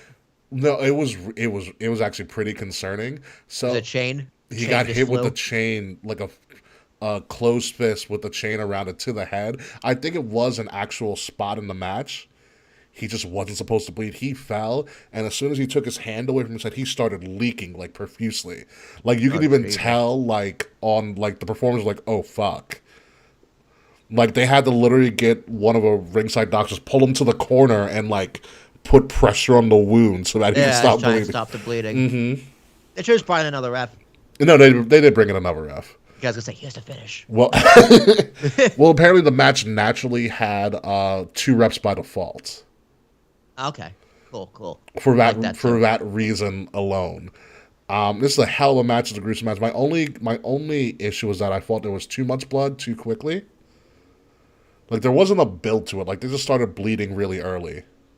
Any other blood on the card? Not that I can recall. That's fine. I'm fine with it. You know. AEW does have a blood problem. Yeah. Well, this is Ring of Honor. It's not AEW. So, I did love how FTR wore white to this event. Yeah, it makes the blood look better. Yeah. FTR held the Ring of Honor titles for a year, which is good for them, but they did give them back to the Briscoes, and here's the Briscoes after the match with the titles and beer, because that's what the Briscoes fucking do. Cool. Them boys. Them boys, yeah. A lot of people don't know about the Briscoes because they've had some shit with them, but they are pretty much like Ring of Honor originals. And these are people I wouldn't want to see in a bar fight or on the streets alone at all. I respect the fuck out of them. They are great. Yeah. So congratulations to the Briscoes. We also had the Pure Championship, Daniel Garcia versus Wheeler Yuta, formerly of the the Blackpool Combat Club. Again, this is my first time watching a Pure match, and I sent you the rules of the match, which I thought was really cool. For Pure Wrestling, you're only allowed. I don't remember refreshing. So you're only allowed one Pure. You have to do a code of honor. Number 2, you are. What's the code of honor? Shake hands. Handshake, yeah. Okay, I like that. Yeah, shake hands before and after the match, I believe. And then number 2, you're only allowed per competitor 3 rope breaks. I like that. 3 rope breaks. In a Pure Championship match, a count out or a disqualification, the title can change hands or you lose the match. And any outside interference by anybody else, any outside interference by someone in the back is an automatic firing from the company. I love those rules. That's a great rules. So if you use up all your rope breaks, if you get put in the submission again, you can't use the rope break. It's a legal submission. That's very interesting. Mm-hmm. That's very interesting. Yeah, Pure. It's just Pure Wrestling. Also, there's only one restricted move. You cannot do a closed strike to the face. It all has to be open palm. That's stupid. So you just get people slapping each other all the time, which is kind of funny. Yeah, that's probably because it's smaller arenas, so it sounds better. True. Right? Does that make sense? Yeah. You get the ooh in the crowd. Yeah. So like I get that, but like a closed fist is that you can't do closed fist. Like, well, how am I gonna hit him then? So That's stupid. they treat it like a technical foul. So if you slap them, if you in the face, if you hit him in the face, punch him in the face once, it's a warning. Second time is automatic DQ. But you can still close. You can punch him in the gut and stuff like that. You just can't hit him in the face. It's no touching of the hair or face. That's it. Yeah, that's stupid. So for my first Pure one, it was pretty cool. I liked it. That's a cool concept for a match. It's like the X Division with actual things that make sense. Yeah, but actual rules. And so anytime the pure championship is done under that, it's under those rules. Obviously, Wheeler won. So you have two people from the Blackpool Combat Club winning, Wheeler and Cesaro holding championships. And also Mercedes Martinez and Athena went at it, formerly known as Ember Moon, for the Ring of Honor Women's Championship. And we had Athena winning again. Cool. So within a week, two of Booker T's biggest female proteges, Roxanne Perez winning the NXT title, and Athena winning the ROH Championship. So it's a good week for Booker T. It was a pretty cool moment on NXT Deadline. So Roxanne wins the Iron Survivor, and literally Booker T breaks down in tears to the point where he can't even get back on commentary for like 5 minutes. Interesting. Well, he had been coaching her for since she was 16, 17. Yeah. So he's seen her kind of grow, and now he got to announce her becoming the number one contender. It's pretty cool for him. But Athena and Mercedes put on a good stuff. I'm always happy when Mercedes Martinez gets spotlight, and she was the ROH Women's Champion. She's passing it on to Athena. They have history from back in their days in Shimmer, so they put on a pretty solid match. I miss Ember Moon hitting the O-face anytime in WWE. There's always great visuals there, but she hit it. So Ember Moon is going to be leading the Women's Ring of Honor division. The O-face. It was originally called the O-face. It's such a great name for a finisher. Oh, they get but also yeah, the you know, O-face. that thing. So, Mandy knows. So here's the thing with Ring of Honor. So according to the media scrum, because Tony Khan doesn't like to call things press conferences, he calls them media scrums. According to the RH media scrum, Ring of Honor is going to start separating itself from AEW, television and Good. stuff-wise. Finally. However, it's got. You remember their streaming service called Honor Club? No, but okay. Honor Club is their streaming service similar to WWE Network with all the thousands of hours of Ring of Honor content throughout the years for $9.99 a month. Tell me when you heard that from. And so a lot of Netflix and WWE Network. I know. Yeah, and so for what it was gathered is that Ring of Honor TV is going to be on Honor Club streaming service. He couldn't get a TV deal. And also, the other interesting thing about it is that you also will have access to all of their events, like their Final Battle and whatever else they have going on throughout the year. So no one's going to watch it. 90 days after the event takes place. Are you fucking kidding me? Nope. You can watch your live pay-per-views 90 days later. Mm-hmm. Wow, enticing, TK. I can't wait to drop $10 on this a month to watch it 90 days and $30 later. How about no? How about we put this shit on HBO? Oh wait, no, you couldn't do that either. You couldn't get. I understand a TV deal because why would you get a TV deal? Fuck TV. Cable's dead in the water. With once these ad deals run out and they all have no money to spend. Cable TV's dead. My fault. It's not 90. It's 60 days after. My apologies. Okay, so 2 months and $20 later. Mm-hmm. But dude, you couldn't get Netflix didn't want to buy this. I'm surprised by that too. That would have been great for Netflix. Yeah, it would be great for any streaming. Amazon, Apple, even. You couldn't get a streaming service to buy these rights. That's bad. This is not going to be successful at all. Yeah, it's a shame because Ring of Honor has something. Dude, they do. Here's the thing. But also, Ricky, you got to remember, the economy is in as well as heading into a recession. Yes, it is. That is true. What's the first thing people are going to cut other than food and gas? TV. They're going to cut their subscription services. Yeah. Whether it's beauty, food, or entertainment. Mm-hmm. So you're launching at the... Oh, love in your city. I will. Oh, well, yeah. It is going to be the worst time to launch one of these fucking things. You find love in a hopeless fucking place. Continue, sorry. So yeah, this is the worst time in the economy to launch a streaming service. Mm-hmm. The market's already oversaturated. Oh, really? Come on, guys. We're not trying to do a Mandy Rose thing right now. Sorry, continue. Yeah, it's already oversaturated. And yeah, good luck. Because I think ROH and AEW could just be Raw and SmackDown, that type of business model, but better. because it is two different brands and two different companies. But not if one's exclusive to a streaming service and the other one's on television. Okay, so I was right the first time. It was 90 days.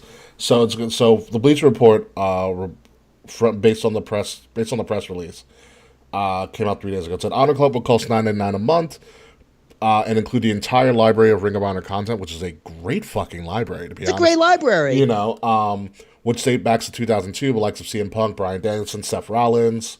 Current pay-per-views will be made available 90 days after their airing. No date has been set on the relaunch of ROH's new weekly show. Khan was shopping around, hoping to land a television deal, but the relaunch of Honor Club seems like a strong compromise. So it is going to... No, it doesn't. You're settling. Yeah. You're settling. What I talked about with someone, I might have talked about it with Charles. Shout out to Charles, by the way. All they needed to do, you don't need Rampage. Give it to Ring of Honor. You already have that slot. That time slot, though, is awful. The time slot is shit. Dude, I will say that. Ricky, they're getting like 200,000, 300,000 views. Kurt Angle's segment alone got like rating. 2.3 million. Like, yeah, that's their rating Yeah. for their show. Which, honestly, Ricky, to your point, I don't think Ring of Honor's streaming service is going to get 300,000 subscribers within the first year. Yeah, no, I mean, I'd be shocked if they got over 250. Honestly, if they got, what he said, 230 views, 230,000. Yeah. I think that's good for Ring of Honor to start out with. It's probably more than they've ever gotten previously. Yeah. The thing that always held Ring of Honor back was that they never had a TV presence. Ring of Honor is a damn good promotion. If you look back is their production. Their production was bad. Their production was bad. The only thing holding Ring of Honor back, their content is great, their matches are phenomenal. They are stuff of legend, to be honest with you. The only thing holding Ring of Honor back was the lack of a prominent TV deal, and now you're under the wings of somebody who has conversations and relationships with TV providers, and you tell them you can't get this on TV? Well, dude, I'm telling you that Discovery merger just fucked them. Yeah, that's true. The head of Discovery is just like, yeah, we just don't care about HBO or anything. Yeah. We care about Discovery because we bought you. We didn't buy you to become you. We bought you to own you. Which is within his right. which within his right, but also that's going to fail because what's the bigger brand name, HBO or Discovery Plus? HBO. Yeah. HBO Max is the best streaming service, in my opinion. It's the best. I also love Hulu, but it's the best. And Hulu didn't want to buy. Disney didn't want to buy this. Honestly, it's probably the blood. It is the blood. Ring of Honor. It's the blood. But yeah, it's the TV 14. Yeah, but like it's the thing. I go back to Bischoff's TED Talk, what he did on wrestling. You ever watch that TED Talk? It's great. It's like 5 minutes. Since the advent of television, wrestling has always been a top 10 viewed product. No matter the era, the era of TV. Yeah, it's definitely in the top 10 on Monday, definitely top 10 on Wednesday, definitely top 10 on Friday. For sure. Guaranteed. Yeah, no matter the era of TV wrestling. So like it's one of those things that from my perspective, like you can't lose with this. Will you get the numbers you want? Not all the time, but people are still going to tune in. You know, and with Honor Club, I don't think you're not going to get that. You're not going to get because you're only they have the same problem Netflix has. Mm-hmm. Netflix's problem as a business is the only way they can make money is through subscriptions. Yeah. Actually, I take it back. Ring of Honor has one up on them. They have pay-per-views and they have merchandise. Netflix has no merch. No, you do not. I wish I could buy Netflix merch. That'd be fucking stupid. That'd be fucking great. Yeah. Where is the toy deals for like Stranger Things? Or any of their products. Yeah, like where is properties? Actually, not products. How do you have merch for Ozark? Good luck with that. But like, but like Stranger Things is their biggest hit, or like not the Squid Game. Mm-hmm. Why aren't you selling those masks with Netflix tags on them? Yeah. That's Netflix's problem. So ROH actually has to step up on Netflix, but Netflix has way more subscribers. They can bump the price and keep making money. Yeah. ROH can't. And Netflix is gonna get bought by somebody, guaranteed. Sure. For the next 10 years, Amazon's probably going to buy Netflix. Amazon's going to take over the world. It's a shame because all you have to do to make this even worthwhile for crazy people that just love wrestling, just be like, yeah, you get they should be able, and it's one thing Ring of Honor would have had up on AEW. It's like, yeah, we're gonna do live pay-per-views from Honor Club. It's all they should have done. They had that deal sometime like that before, but it sounds to me ROH should have been on Tubi. That actually might have worked. Um, which is weird to me that AEW and ROH, which ROH has done the streaming service before, but they couldn't pile together and do their own streaming service thing yet. Like, how does WWE the only one that figured this out of all the wrestling brands? WWE's always been ahead of the game. True. So, like, to honestly, do Ricky, Vince McMahon had a vision for WWE In the Network 90s. In the 90s. In the 90s, yep. Except he thought it was going to be a TV channel, which they tried with WWE On Demand. It was a TV channel, I know, in the likes of Canada. Yeah. And then streaming came along, and Vince was just like, I got the fattest boner right now. And he was right. WWE Network is still the best streaming service ever. I totally agree. It was so perfect. Good.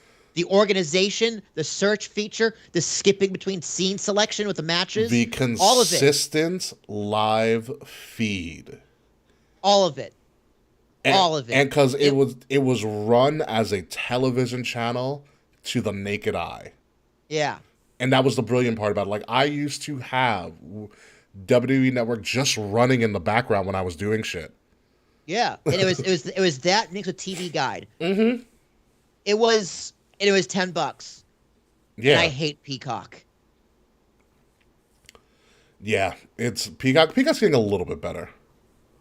The original content kind of blows, but Peacock's getting a little bit better.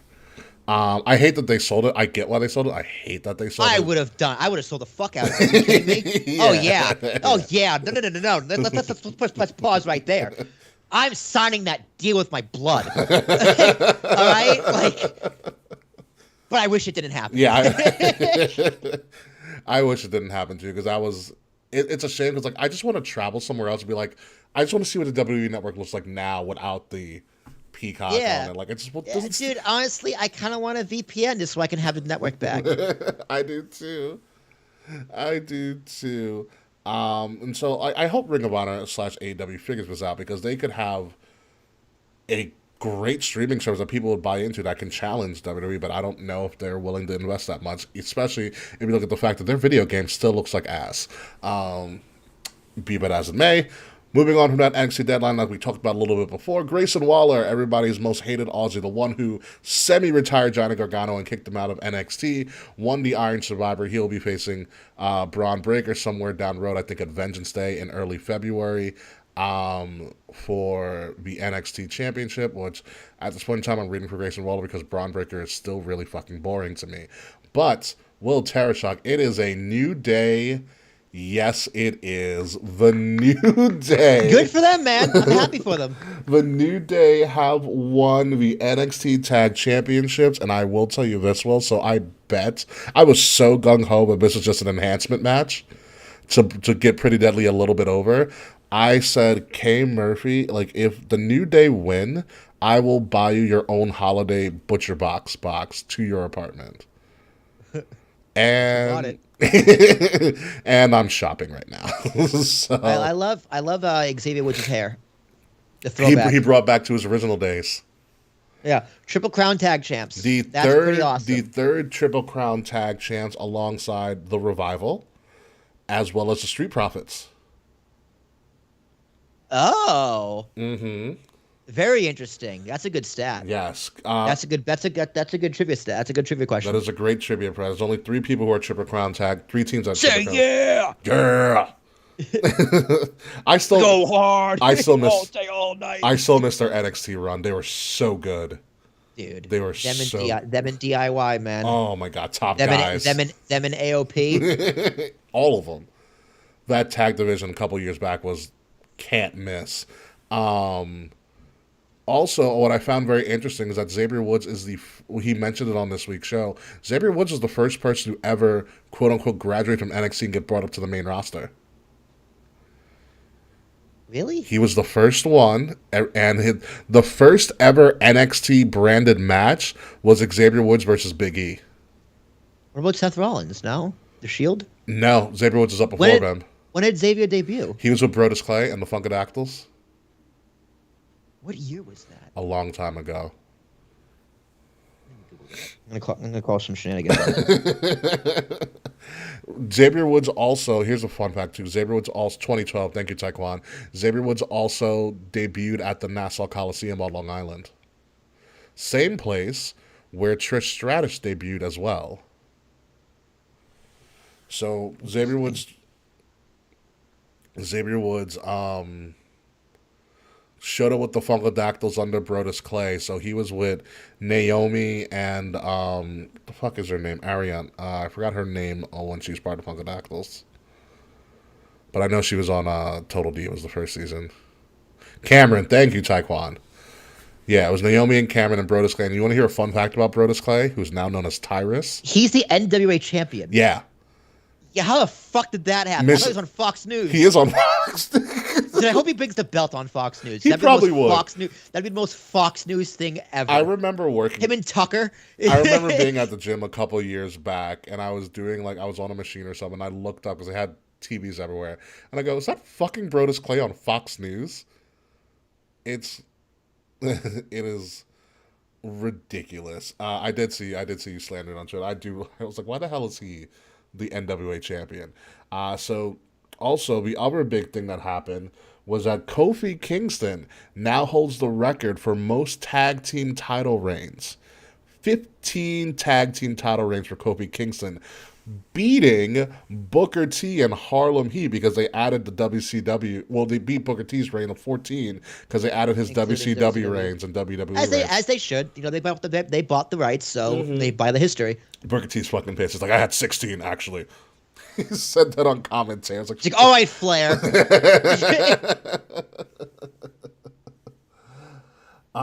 So it's kind of crazy, and like I said, I thought the New Day were just gonna be here for hot dog and a handshake. He does on Fox News. That's amazing. I love wrestling. Because the people who watch him like, what the fuck is that? Is he a boxer? It does look like a boxing belt. But it looks like the New Day are there for an extended period of time. Shawn Michaels was asking, well, we don't know how long they're here for. We're going to ask them creatively. So it looks like the tag champs, and they're there for a while, which is fine because the it's pretty interesting because the Usos have the tag championships for a while, and they're kind of stuck in that Roman storyline. So there is nothing for the tag team division to do. So it is kind of smart for the New Day to show up and actually win tag titles and do something with them. And it's also good for the NXT brand because NXT is going on tour soon. All right, Taquan, if you want to count other promotions that aren't owned by WWE, the Dudley Boys have 24. If you want to count Japan and ECW, you want to count everywhere else. So I guess Kofi and Book can go fuck themselves too. Devon! Oh, man. So it is pretty crazy. So congratulations to them. If you ever watch this match, which I know you won't, but it's a fun match. It's a fun match. It's a kooky match. It's very NXT, very semi-indie-rific. It's good stuff. And like I said, this is going to help NXT because they're going to defend when NXT goes on the road for Vengeance Day, which is I'm very tempted because it's in North Carolina. They are, yeah, they are going on the road again for their big events. So I'm going to interested to see the crowd they pull for this event as for this next upcoming event as well. So it was a very good match, so congratulations to the New Day. But let's move on, folks, to this Friday night on SmackDown. And yes, well, that is the Best in the World trophy that you see. That they rebranded the World Cup. So funny.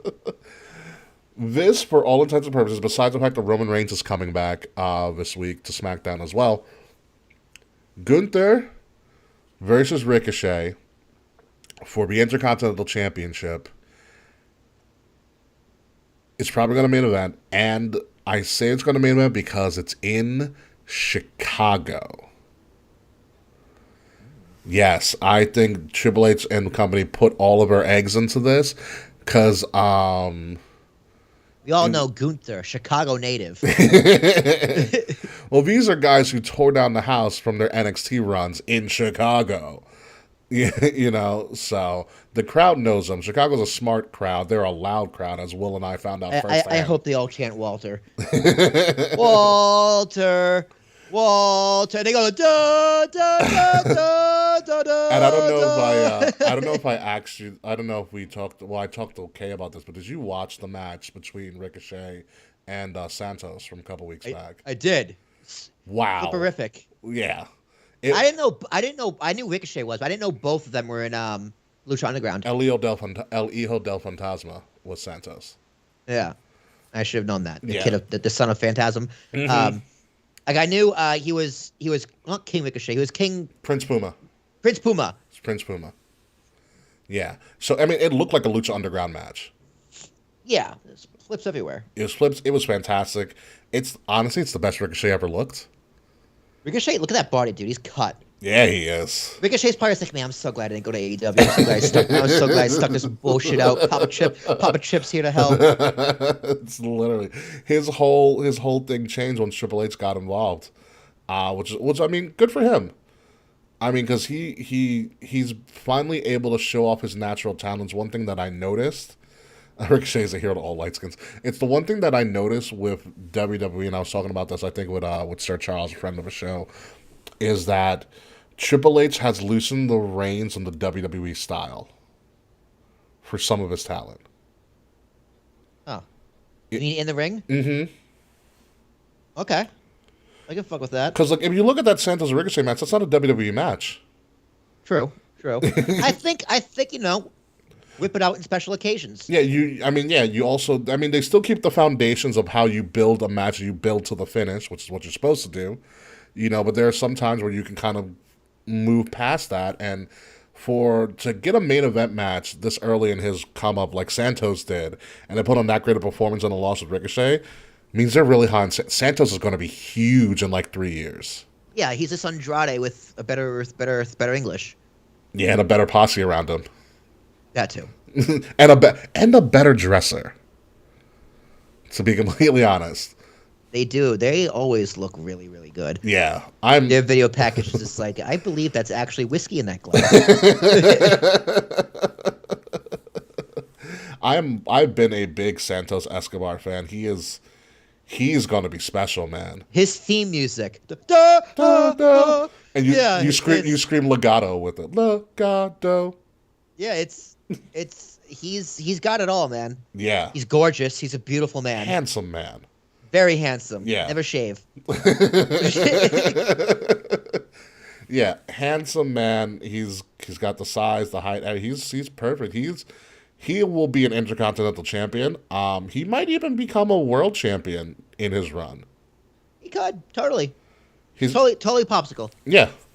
So that's possible. But for this match, Ricochet is going to make it look real good, but he's going to lose to Gunther. Oh yeah. Oh yeah. Let's not get crazy here. Yeah. I think it's gonna be a crazy match. They're very high on Gunther. Wouldn't you be? Yeah, I mean he's in great shape. Also, you know what it was? Cut. That's the thing. He did the work to improve himself. You know what it is? He needs. I know, like I made fun of when he was fat, but he needs to put a little more meat on. Like he's lean. Well, he did the first one. He dropped, which is what was very important. He dropped. Yeah, like he needs to put on muscle. Like imagine if he had Bobby Lashley's muscle. That's scary. That's what I mean. Like he's still big, but he's lean. Mm-hmm. He needs to put it back on in muscle. Yeah, I mean you got to do one thing before you do the other. You can't really like kind of do. I mean, you could, but it's harder. You got to drop first before you can put it back on. But for him, what's impressed me about Gunther is that his promo work and his English has gotten better. Yes, that's also true. He speaks very, very well. And you believe he's an asshole from Europe too. Yeah, which we're an American audience. You tour United States. Like if you're in Milwaukee, Wisconsin, which Kevin Patrick said 9 times, they might not like accents out there. Especially you go outside of Milwaukee. Like, what are you speaking, boy? Yeah. Like, I bet you when they tour Europe, have good English. I bet you when they tour Europe, Gunther's like a fucking god out there. Oh yeah. Well, he's from Austria, right? Yeah, Austria, I believe. God. Yeah, no, but he's good. I would be behind him too, because like I said, he put in the work to get to where he needed to be. Yeah, great talent. Great talent. I got to look back at the picture I took with him at Evolve to see just like the actual physical change in him, because he was a hefty boy when he first got He was beefy. He was a very beefy boy. It was like, I bet that's what Vince didn't like when he debuted. He's at probably Survivor Series. like too fat.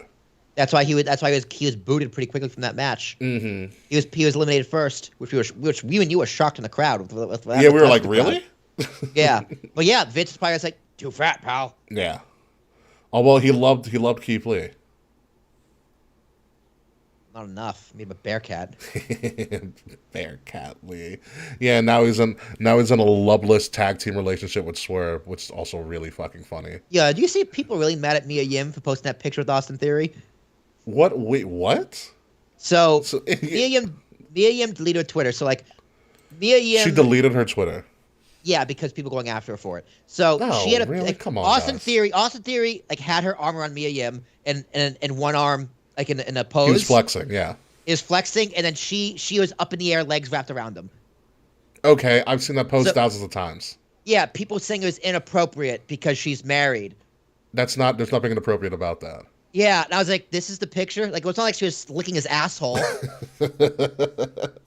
So she deleted her Twitter because people were going after her for it. It's like, guys, Relax. can you just quit being pussies But for 3 also, seconds? like, the first time I met Mia Yim on the Indies, because PB Smooth was doing an event in Jersey and Dave and I went, was also the first time I met Austin Theory.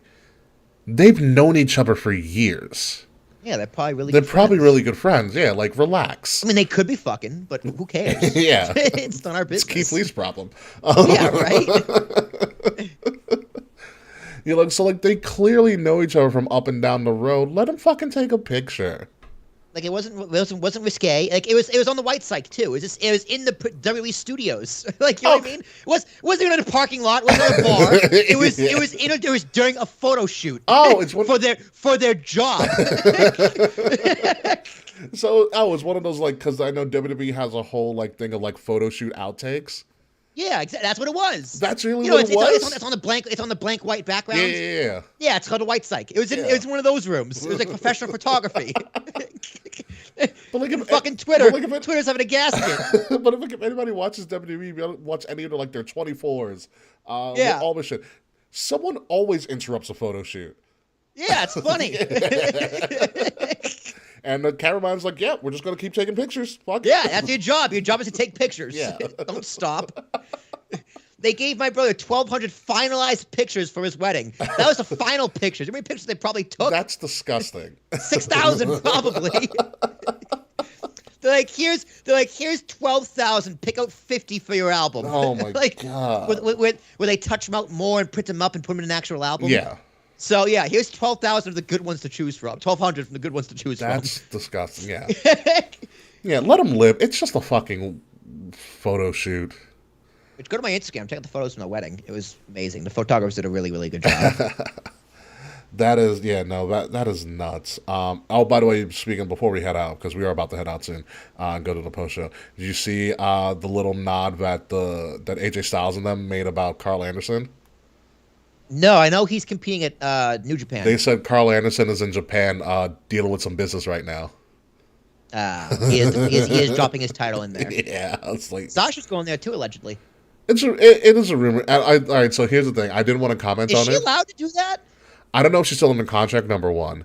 Number two, they said that Sasha, the rumor was that Sasha's making an appearance at Wrestle Kingdom, and my joke was like, she probably just bought a ticket. That's what I mean. She's probably in the crowd. This is 'Cause, she loves Japan. That's where she went when she went on her first hiatus. Yeah, that's where she fell in love with wrestling again. So maybe she wants to come back. She just needs a reason to. Yeah. Or maybe she does a Jericho thing and just does a New Japan appearance run, which is... She becomes the Painmaker. Well, here's the thing. New Japan now has a women's division because they have a title now. Yeah. So it would make sense. I mean, and also Sasha loves like anime and all of that stuff. Like that's her thing. She's a nerd. Yeah, she's an anime nerd. So that's her thing. So it would make sense. And I'm not going to knock her for it. And this could also be my conspiracy theory herself. As again, I was talking with Sir Charles over the weekend. Was that this is maybe Triple H doing a good faith borrowing of Miss Banks? Maybe. Yeah, I mean, if she's under contract, if she's not under contract, hey man, I'm happy to see her happy. If she got permission to do it, even better. Yeah, even better. But also the fact that because people keep speculating about when Sasha's going to return, if ever, because that's also up on the cards as well. Yeah. It would be my biggest guess now is, if ever, in the if ever part, it would be, if ever at the earliest, Raw after WrestleMania. Yeah, that's a safe bet. I don't know, man. Here's You gotta well, hate here's this, but why. I think Sasha Banks is overrated. Here's why. I know you're gonna hate that, and she's not overrated. I think she accolades wise, I think she's the second best of the four horsewomen. Her and Becky are 2 and 3 to me. But the reason I think she would come back at the earliest, maybe Raw after Mania, or even a surprise Mania thing, because I can't see her not being somewhat involved with Mania in Los Angeles or the Los Angeles city area, home of her cousin Snoop Dogg. Yeah, You know, but also season 3 of The Mandalorian drops in March 1st to be exact, day after my birthday. that as well. That's a good point. And so, Okay, I got a game for us. We're gonna do the Bret Hart scale on all 4 of the 4 horsewomen on the post show. okay, Yeah, on the okay. post show we're gonna do the Bret Hart scale for the 4 horsewomen and see who ranks. I'm okay with that actually. Yeah, I'm o- that's a good that is post a show good- game. So guys, stick around for the post show. Yes, I do like that post show game, the Bret Hart scale for the four horsewomen. Yeah. So yeah, no, she's gonna go on a media tour for Mandalorian season 3 if she is heavily involved in it, like she was at the end of season 2. It's interesting. The Sasha Banks situation is interesting. It is. It's very interesting. See how it pans out and how it's handled. I mean, she's not without work. She just finished doing a movie in Boston. Hence why she was at the Celtics game the other week. Yeah. So like she has opportunities. She's gonna be successful. She has her own CB. Yeah, she's using her own name first of all. Yeah. Yeah. Yes. Yes. She's her own. That took me for a loop. But she has her own CBD company too. I did not know that. She does. She's been promoting it on her stuff. She has her own CBD company, or but she's helping the market or what have you. So it's interesting to see where she goes from here, because you can also make the argument that Sasha Banks does not need to return to WWE. No, she doesn't. She doesn't need to at all. She doesn't need to. Honestly, she doesn't need to return to wrestling. Honestly, dude, WWE doesn't need her either. At this point, you can make that argument. Yeah. You know, and sometimes if your run is smaller, it makes your legend grow higher and higher. Look at The Rock's run. The Rock didn't have that long of a run in WWE. No, Or in wrestling as a whole. Either Stone Cold. Well, Stone Cold had a long run In wrestling. in wrestling, but in WWE it wasn't that long now. Yeah, he had 2 years on top. Put that in perspective. Yeah. And look where he's at now. Yeah. So sometimes it's about knowing when to leave and knowing when to come back. So, be it as it may, let's wrap this shit up. I'm excited for his Bret Hart game. So, that's why I want to get to it right now. So, you ready, Mr. Tarashuk? Yeah. Where's the music? Here it is. There it is. Let's get this left right title here.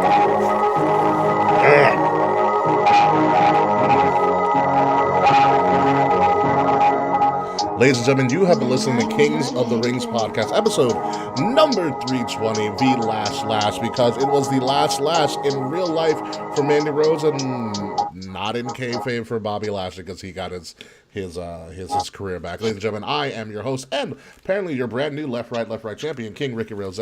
Find me in Ambassador Biggs across all social media outlets, BIGZ Ambassador Biggs. Find Kings of the Rings podcast at KOTR_podcast on Facebook, Twitter, Instagram, all of our social medias. The links to that stuff is in the description below. Leave a like, share, subscribe, reviews wherever you can. If you're listening to us, make sure you're listening to us on Wrestle Addict Radio, the cure for the common wrestling podcast, wherever you listen to all of your great podcasts. And follow Wrestle Addict Radio socials at addict_wrestle on Twitter and Wrestle Addict Radio everywhere else. The links to the description, including the links to our awesome merch, which is now on a holiday sale for the rest of the month, are in the description below. Because we did get some sales, Will. We did. Nice. We did. Who bought? I don't know, but somebody bought some King Ricky stuff because people like me and not you. Nice. Okay. So what do you got for me? There's a story. There's a reason I haven't seen Wakanda Forever. It's because Pink Eye twice. Who would have fucking thought? So, I saw your comments, Frets and Taquan early in the beginning of the show. I just didn't want to respond to them because I didn't have a chance to. But now I do. Tease and Thomas, ARASHUK. Talk Material podcast has been a little bit of a hiatus, but I have shows coming up the next 3 weeks and stuff already in early January. Unknown, Unnamed Nonsense is coming back in January because my bullshit of How to Start a Podcast series is wrapping up. Nice. Release of production and distribution is coming soon. So, fun things happening there. Yeah, check me out. Yes. So, and hopefully when we come back next week, it'll be a KOTR Christmas Spectacular where we go through this whole year of wrestling and not talk about anything current unless someone gets fired again. And K Murphy hopefully will be back this time, but who knows? Who fucking knows? So until then, folks, goodbye, good night. We'll see you on the post show. And yeah, fuck you, Slack.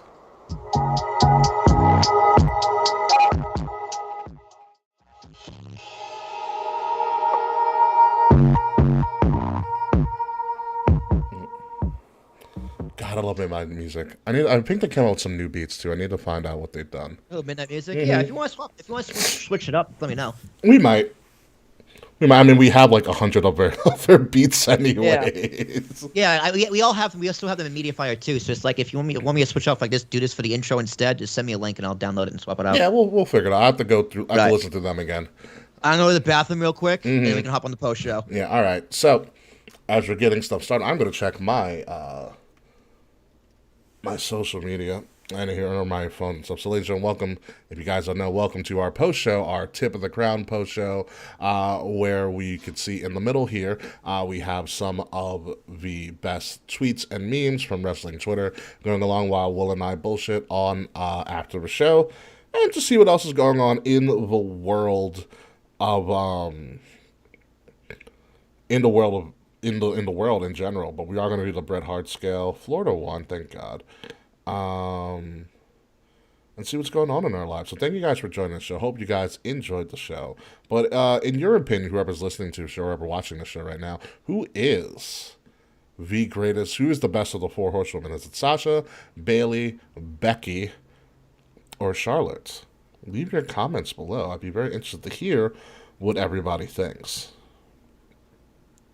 Bret Hart scale notwithstanding. Let's put it that way.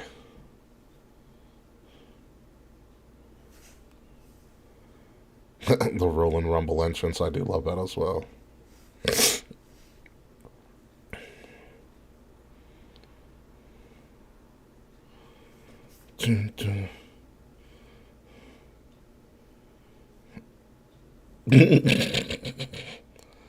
Fretz, it's actually pretty weird for me. Did anything not happen on Dynamite tonight? Like, you gotta let us know, Fretz. Usually our Dynamite guy when we're talking about stuff like this.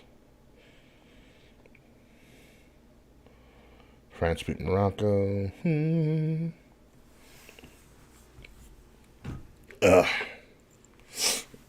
Also, we are going to need categories to talk about next week for our end of the year show. Maybe our Christmas spectacular. Who the fuck knows what we're going to call it? I was going to call it a KOTR Christmas spectacular. I don't know, but we do need some categories outside of a normal, like match of the year, tag team of the year, some jobber beat Jericho. What's the name of the jobber? Match of the year, tag team of the year, superstar of the year, blah, blah, blah, blah.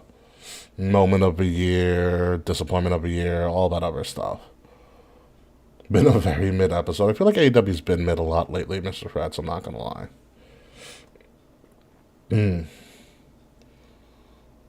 But wasn't this about Fretz? Correct me if I'm wrong. Wasn't this supposed to be Winter is Coming tonight? Because winter is technically coming. Action Andretti.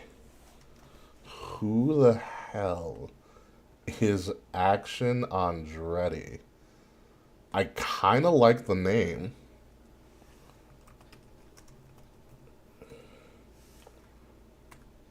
I've got to look up this Action Andretti guy. And they signed him too. So it was Winter is Coming. Thank you, Fretz.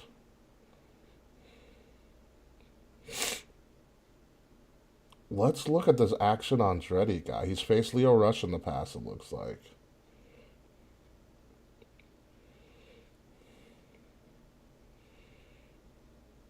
Wow. He's okay look. MCW Pro Wrestling. Hook made the save for Jack Perry. Save from Christian, I'm assuming? Who's the save from? Keep me posted.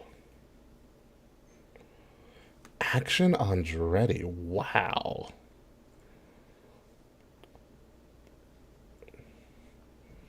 It's kind of a good name. So, Fred, tell me more about this match. By the way, check your Discord DM when you get a second. What's going on in my Discord DM? You're sliding into my DMs, Freds?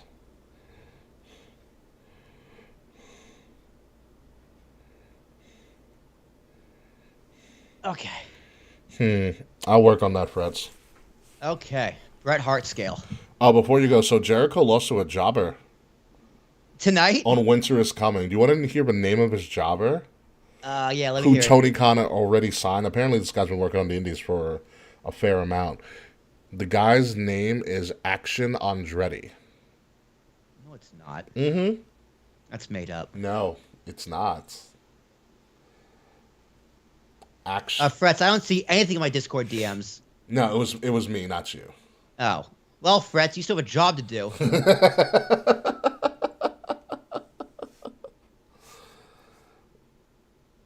Okay. All right, so let's do this. Remind me of the Bret Hart scale again. Just kind of. So, making rules for the Bret Hart scale. Let me find a clean sheet of paper here. AKA Google Doc. So the Bret Hart scale is on a scale of 1 to 10 in 3 categories. Categories being in-ring work, body, and mic skills. What do you Adding mean up to a body? perfect. Well, that's what we can define. So, like body, like for a man, it would be like their look, their body. Why do how they look. I not remember body being part of the Bret Hart scale? It's body, work, and mic. Interesting. Like presentation. Okay. Right? Like presentation. Like body. Like how you look. Okay. So obviously mic skills and in-ring work are pretty self-explanatory. Mm-hmm. Right? But body, you got to see how you define body. Okay. Because like we usually do this for men. Mm-hmm. So it's usually like, muscular, height, size. But I also do for me, it's like presence. You can put that on the body. Yeah. Sure. But for women, it's also got to be sex appeal. Does it have to be sex appeal? You don't have to do it, but I'm gonna also include sex appeal. Okay. But I think Majority of wrestling fans are men. Okay. The majority of wrestling fans who watch, or the men who watch, are straight. So it's a scale. What's a number scale from? What's the scale from? 1 to 10. 1 to 10. Okay. So who are we starting with first? Let's start with Charlotte. Charlotte. Okay. So in ring work, greatest female wrestler of all time. It's probably a 10 for me. Yeah, and we're gonna include like NXT to now. So like their whole WWE run. So yeah, no, Charlotte was always a natural. She got better, especially in WWE. Yep. But I would say she's a 10. Charlotte is the original women's WrestleMania spot. I would agree, especially because for how she has adapted, how she has grown, and how she can now be trusted to carry anyone through a match. Like she would carry a Lacey Evans and make her look good, as Correct. opposed to when Charlotte first got on, she relied on Like a Natty or somebody to take her. a Natty, or even on a Nikki Bella, for God's sake, to make her look good. Yeah. So yeah, I agree. Mike skills a little bit lower. She has learned to control a crowd with ease, especially as a heel. Yes, As I a agree. face, not so much. I'd probably give her an 8 on the mic. I was going to be around a 7 or an 8. I'm going to go more towards the 8 as well. Her face, her time as a face doesn't work as well. Like when I think of Charlotte, I think of heel. Yep. I think of heel, athleticism, and good matches. Mm-hmm. Like I don't necessarily think of her mic skills, but her mic skills are fine. But she kind of has the yell and blames it on you. That's what makes her a heel. That's what makes her a good heel. That's how she cuts a promo, though. It's just like, you've heard one, you've heard them all. Mm-hmm. I think she was an underrated heel when Dana Brooke was her sidekick. She did great work with Dana Brooke as her sidekick as a heel. Yeah.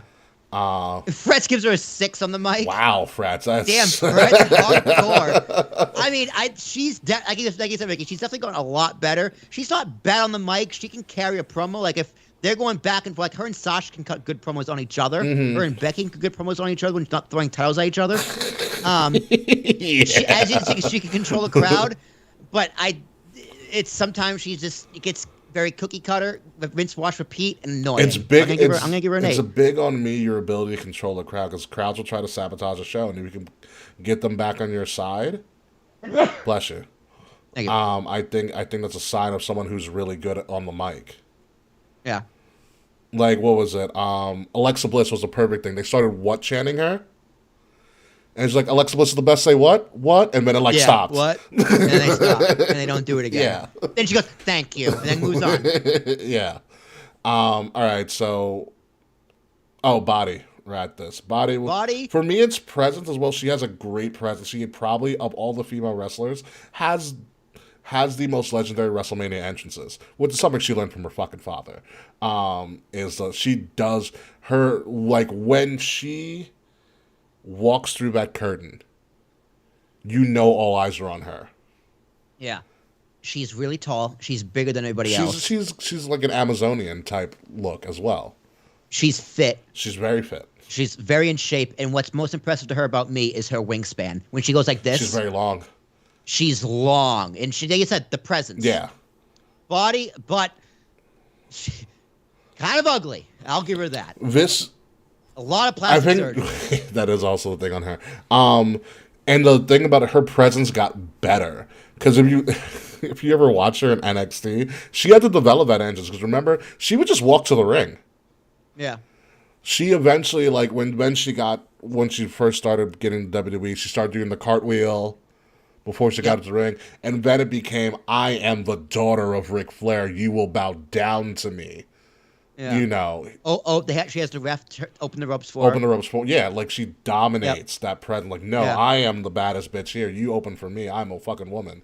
But yeah, no, it's the wingspan. For me, it's the wingspan. I always remember was the from the ground shot that they took at her match in Orlando for WrestleMania.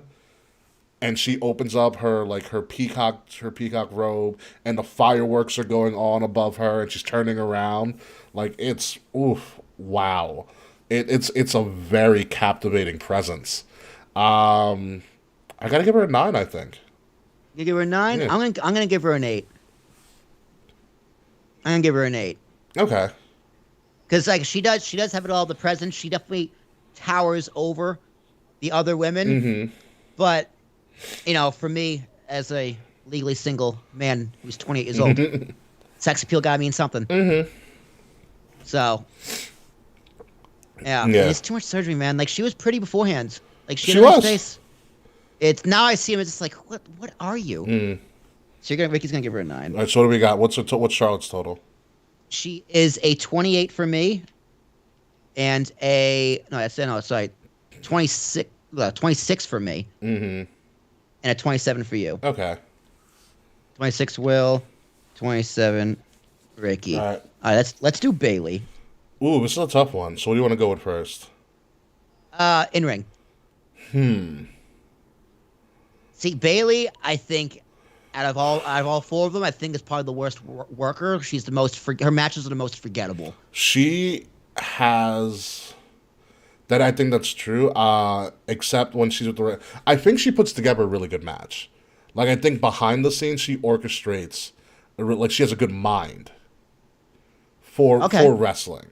They tell good stories. She tells good stories. Like, she has good chemistry with dance partners. Yeah, like her and she has that one of the greatest matches of all time. Period. Yeah, with Sasha Banks. Yeah, and their Hell in a Cell is the best women's Hell in a Cell ever. That too. But it's the matter of her being able to do. I mean, I feel like her in-ring work is slighted because she doesn't have those. Bailey doesn't have enough marquee matches outside of Sasha. Yeah, that's her Achilles heel. Like, can her and Zelina Vega, can she carry Zelina Vega to a 4-star match? Zelina Vega, I like that. Potentially. Probably not. Yeah. In ring, I'm probably gonna go with French. I'm probably gonna give her a 7. 7? Yeah, I was thinking that too. You know, which is a shame because it makes it seem like it's lower than what it should be. But that's, I mean, it's just one of those things when you think of Bailey in ring work, I think more of a story, which there's something to be said for that. But I don't see her as a ring technician now. Yeah. Okay, mic work? I give her a 9 on the mic though. Really? Yeah, she can also control a crowd. Her jabs at Michael Cole when she's on commentary, like even the laugh, I got used to the laugh. Her promos as a babyface were very cookie cutter, but they worked because she was just so adorable. The side ponytail. Yeah, the side ponytail. Yeah. So I think for me, Bailey's strongest asset is her mic.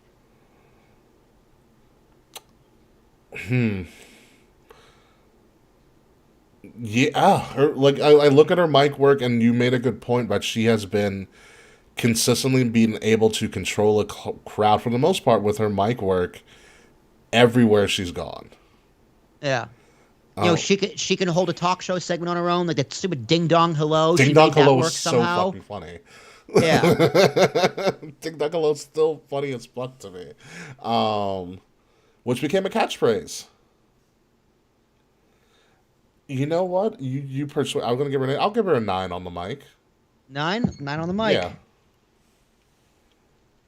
And then body and presence. So here's the thing. What's cool? What's the interesting thing about Bailey, and I think even more so than any of the other four horsewomen, the two phases of Bailey both worked in body and presence. Yeah. They both work real well. She's very pretty. Yeah, Pamela's very pretty. Like if you think about that, her original Bailey look with the side ponytail was fucking perfect. Remember, we thought she was going to be John Cena. Yeah, we did. We really did. We were stupid. But then, like, she went to change the beginning, the first SmackDown on Fox, and she cut her hair and everything, and that worked too. She cut her hair. She started doing baggier pants, and somehow she's still as attractive, you know, and still has that presence about her. Even the pandemic era, when she was literally walking around with a steel chair, she was good. But it's one of those things that you take her.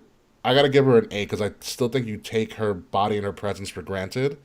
Because it's Bailey. I think, like, also her music-wise as well, like, when Bailey's music hits, especially this Damage Control one, it doesn't really resonate that it's Bailey. Like, some people have theme music, like, you hear Charlotte's music, you're like, oh, it's Charlotte. Yeah. You know, Bailey's, outside of her original Bailey NXT gimmick, you don't, like, you're not like, oh, crap, it's Bailey. You know what I mean? God, I did love, her her original theme. It was great. It was really good. Also, the wacky wavy inflatable arm filling tube men. Yep. Were also great as well. I miss those guys. They were fun. One thing that hurts Bailey is that she kind of hides the boobies a little bit. She also hides her rear end. That sticks out. She also has tiny feet too. Yeah, and you know I think she carries herself well. She does. So yeah, I agree. I'll give her an 8 for the body as well in presence. So that puts Bailey, I think, at a 24 for me. That's both of us. So 9 and 8 is 17 plus 7 is 24. So 24. Okay, who's next? We can do Sasha next. Okay. What do we go for? In-ring work? In-ring is excellent. I give Sasha's in-ring a 10. Yeah, I think what makes Sasha unique is what I noticed through a lot of her matches. Or selling. Selling well, she is a fantastic counter wrestler. She's very fluid. Very fluid. She knows how to put the bank statement. She's like kind of an AJ Styles, knows how to get into her finisher out of nowhere. Yep, she talks shit. She does talk shit. Which made her match with Bailey at TakeOver Brooklyn that much more iconic too. Yep. As well, she's not the greatest shit talker, but as female in the ring she is. Like, I'm comparing her to like KO in the ring. KO's a great shit talker. Yeah, I give her a 10. She has a good match with everybody. Yeah, she got a good match out of Ronda at the Rumble. Yep, she can have a good match with I imagine like her and Rey Mysterio had a match. She also did. She got a good match out of Reggie. Remember? She did. Yeah, she did. You know? And she's small, but she's flexible, and she's a small dog. She's got that small dog energy. She does. She does. Where like she had that small pit bull. She's like, I'm gonna fuck you up. Exactly. Yeah. And it's just like she acts like a big dog. Yeah. So yeah, I think hands down, Sasha Banks is a 10 in the ring. I would give her a 10 as well. No argument. Yeah. Number 10, mic skills. She suffers from the Charlotte thing. She's a little bit better of a babyface than Charlotte is, but she's so good as a heel. Yeah, I don't know. It's sometimes with her sometimes her promos kind of annoy me. She's good on the mic. She's definitely better. She's definitely better than Charlotte. Yeah. And I'd say she's on par with Bayley, better than Bayley.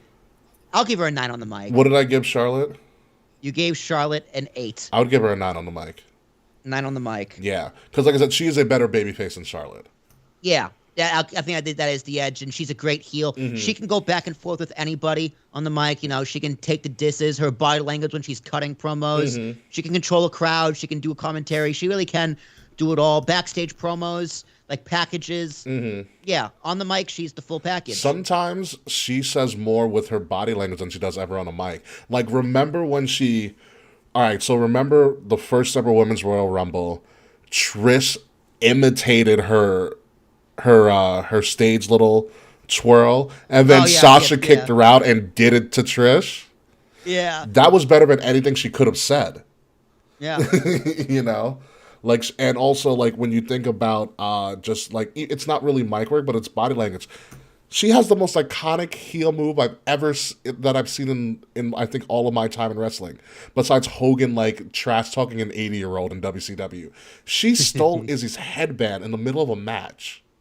Yeah, she did do that. Made a 7-year-old cry on a live feed. And that goes into in-ring work too. That's psychology and ring IQ. Beautiful in-ring IQ.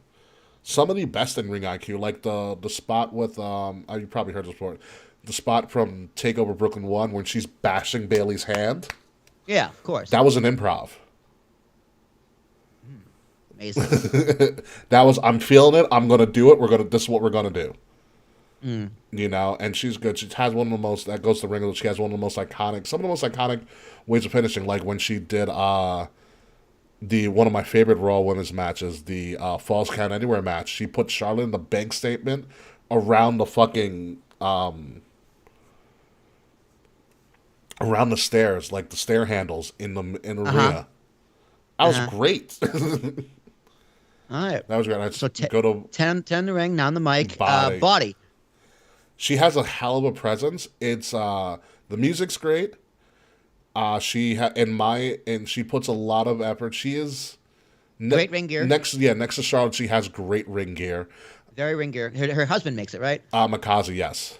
Yeah. So yeah, she has great ring gear. Very colorful. The hair, the different wigs, different hair, the bling, the entrances. She always comes out in a car for big matches. Yeah, like she has out of all the women, out of all the four, she has the most creative, I think, entrances. Like I said, like she has the music. Like when the music hits, you know it's her. She is your boo. She is my boo. She's always in shape. Great cardio. Fantastic cardio. And and I will argue this, that she's more recognizable. If Charlotte Flair didn't have Charlotte Flair, I think Sasha Banks is more recognizable from an outsider's perspective. I don't know. I don't think she passes the airport test. Other than the hair. No, I meant from like just a presence on like social media and stuff. Like Sasha Banks is everywhere. Yeah, people do want a piece of her. Yeah.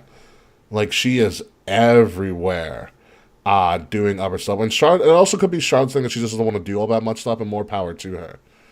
You know, this is what she wants to, like, lay low, which I totally get, because you're also... Yeah, she also doesn't have to. She's also the daughter of Ric Flair. Yeah. You know? She just need the money. We need with Sasha. All right, body and presence. I'd probably give her I'm stuck between a 7 or an 8.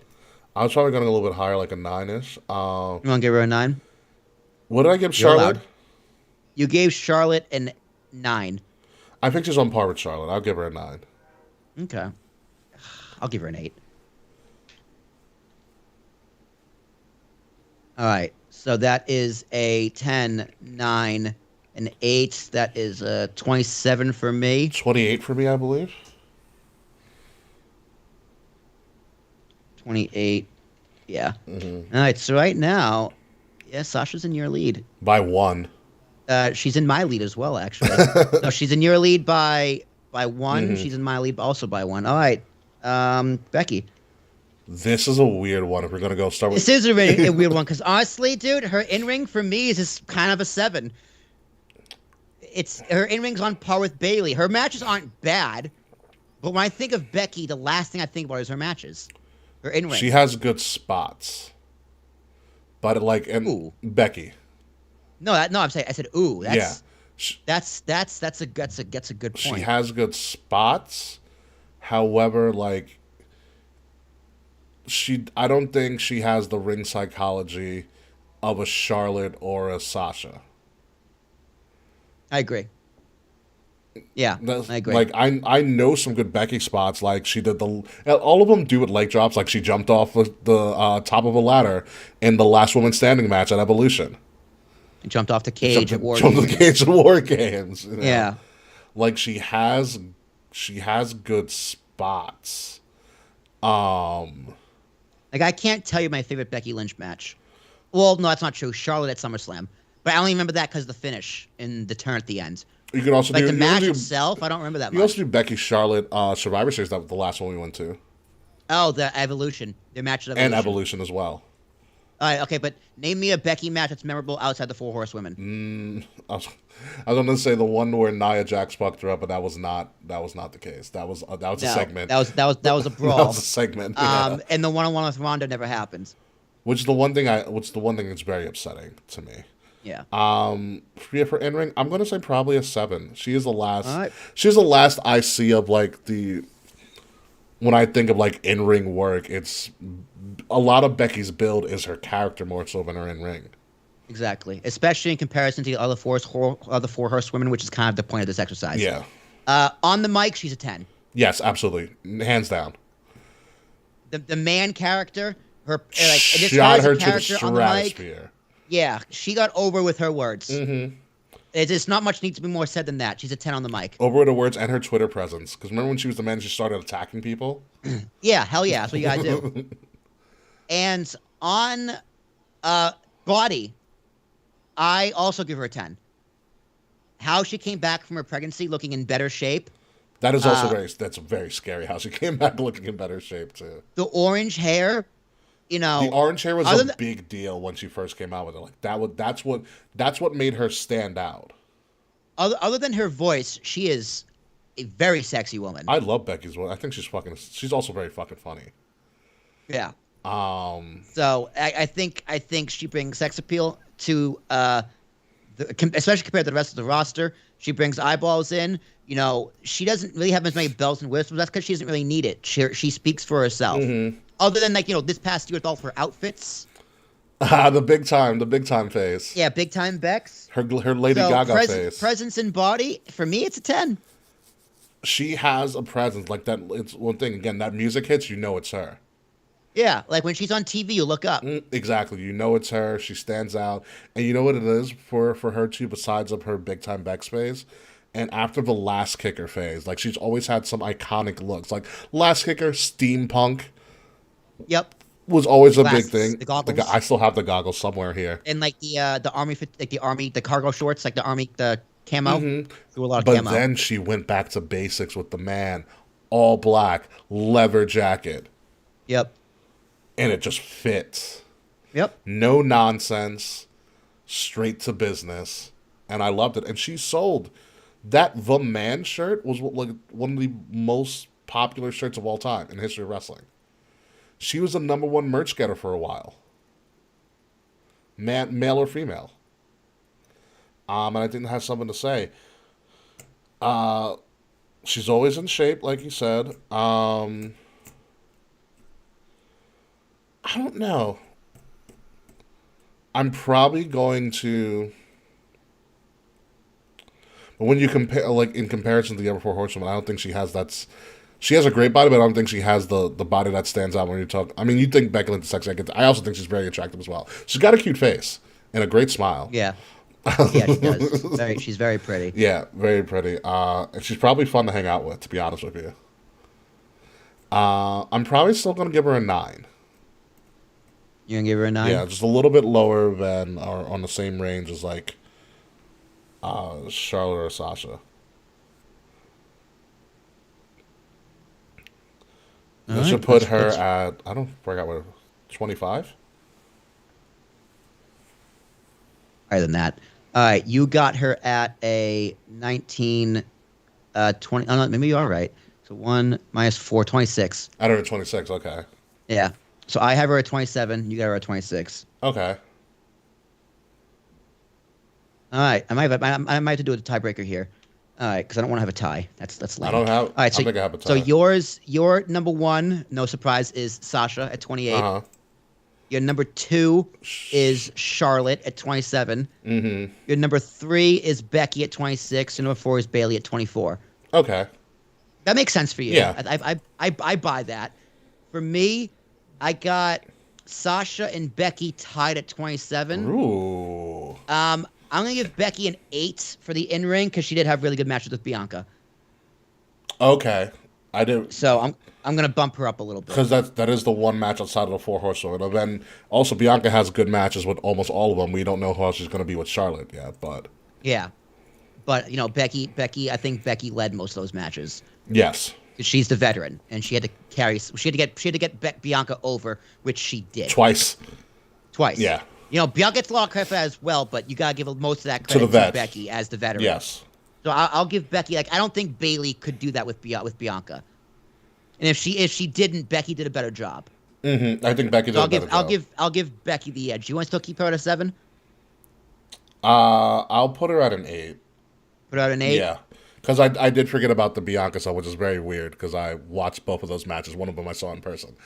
All right. In that case, you have Sasha first, Becky and Charlotte tied for second, and then Bailey in fourth. Ooh. I like my tie for second and then Bailey in fourth. Yeah, that's fine with me because I think Charlotte and Becky is, you know, you can interchange them. Mm-hmm. Me, I still have. I'm surprised. I have. Well, yeah. Okay, Charlotte. No, Becky's my number 1. That makes sense to me. Sasha's my number 2. Mm-hmm. Charlotte's my number 3. Billy's my number 4. How do you feel about that? Surprised, honestly. Surprised. I am too. Because it's like the sniff test. I put Charlotte number 1. Mm-hmm. Like not doing a Bret Hart scale. Just general what I think. I would do Charlotte. Man, Sasha and Becky really could put. I'd probably put Becky the edge because she's been there longer and done more. Mm-hmm. Sasha does have the accolades, but Sasha doesn't have the title runs. She picks them up and drops them. To Charlotte usually. Yes, that's really my only thing. Yeah. And Sasha hasn't really stayed healthy and hasn't been there consistently enough. Sasha's career has been too on and off for me. Okay. But just from pure talent alone and what should have been, I'll put Sasha number 3 and Bailey's number 4. Yeah. Just because someone has to be. So yeah, like my sniff test off the top of my head, it's Charlotte, Becky, Sasha, Bailey. Mm-hmm. But I have it as Becky, Sasha, Charlotte, Bailey, which I find interesting. Yeah, I find interesting as well. But that's why we say fuck Bret Hart. Oh man. No, that was good. That was fun. I actually do love the Bret Hart scale. It is pretty simple. It is very, very simple. MJF the real Judas. I do love the fucking dumb shit I find on the internet. Actually, wow. James Gunn, you son of a bitch. James Gunn's running a new Superman, and there's going to be a new Superman. Henry Cavill is not returning, apparently. Well, I wonder if he can. Well, he announced that he was returning. But that James Gunn then took over DC. And now there's all these changes happening. But I know, because he's Geralt, or at least he was Geralt in The Witcher. Mm-hmm. And Netflix has this weird thing is that while you're working on a project for Netflix, you can't work anywhere else. It's an exclusivity deal. Okay. I It's think like that a counts in WWE between- thing. Yeah, but I think that counts in between seasons. Huh. Unless it's the star actors can get out of it, because my buddy's got a friend who's an actor, and like he's not a big name actor, obviously, but he had that issue where if he was gonna work for Netflix, he could only work for Netflix on that project until it was over. Damn. Like it was in his contract. Shit. So, but Henry Cavill also is saying he's gonna quit playing Geralt because the writers want to go off the story. They want to go off what's written, and he's such a huge Video game nerd. Yeah. Like the books. Oh, okay. Like the writers for the show want to divert from the books. He's like, no, fuck you. What are you doing? So he's like, I quit. No. So like, he threw a little bit of a hissy fit. That makes sense. So I've been watching Young Rock. I'm all caught up with Young Rock, by the way. It's fucking great. I finally got to the point where he changed his name to The Rock finally. Oh, it's no longer Rocky Maivia? Yeah, we were in his run when he was with the Nation. Oh, amazing. And he did the Die Rocky Die chant, Die Rocky Die promo, and then he started testing out trash talking. Like he started testing out being a heel, and he learned that's what was getting him over. And then at the end of the last episode, he dropped Rocky Maivia and just became The Rock. Yeah, dude, people like heels. Especially in this time. They're more interesting. They are more interesting. They have a better background.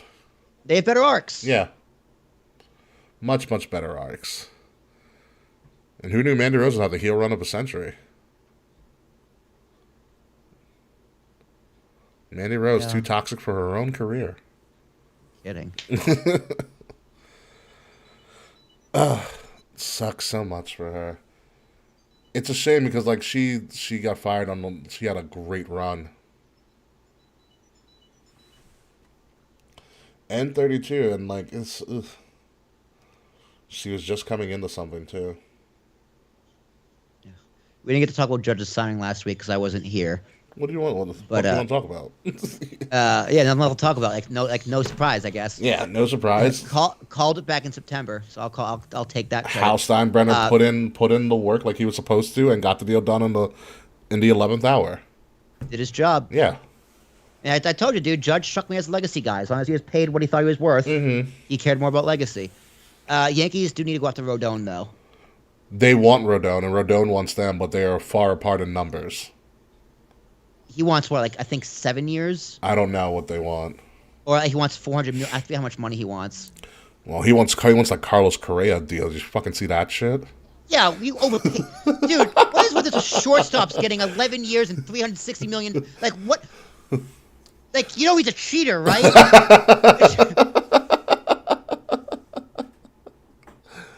Oh my god. Not only that, but like, I'm happy for Xander Bogaerts. But 11 years? Oh, for the Padres? Yeah. Yeah. You guys are out of your fucking mind. And they were going to pay Judge 400. Yeah, well, that makes sense. 10 years, 400 mil.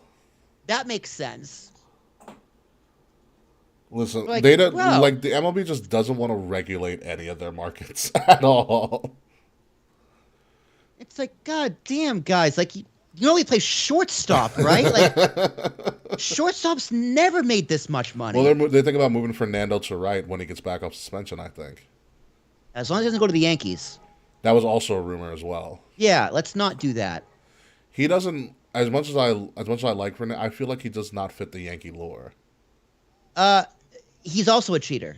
He takes steroids. PEDs, yeah. Yeah, so you think he's gonna be good without them? No. There's a reason he's taking steroids, Ricky, because he sucks. Oh man. Oh, so do you watch did you ever watch the Netflix Untold series? The Netflix Untold? Yeah, Netflix has a whole series called Untold where they look into different sports scandals. There was Mouse at the Palace. I watched that one. They did the Manti Te'o fake girlfriend one. Oh my god! It's I wanna Netflix real right good. now. Oh, that's such a good story. It's like almost a victimless crime. It's like, what are you doing? Well, they have. I'm not going to ruin it for you, but they have the person that catfished him on the show. Oh, excellent. Let me So search this right now. so you hear Manti's side, and you hear the Catfisher side as well. And Manti's parents are on the show.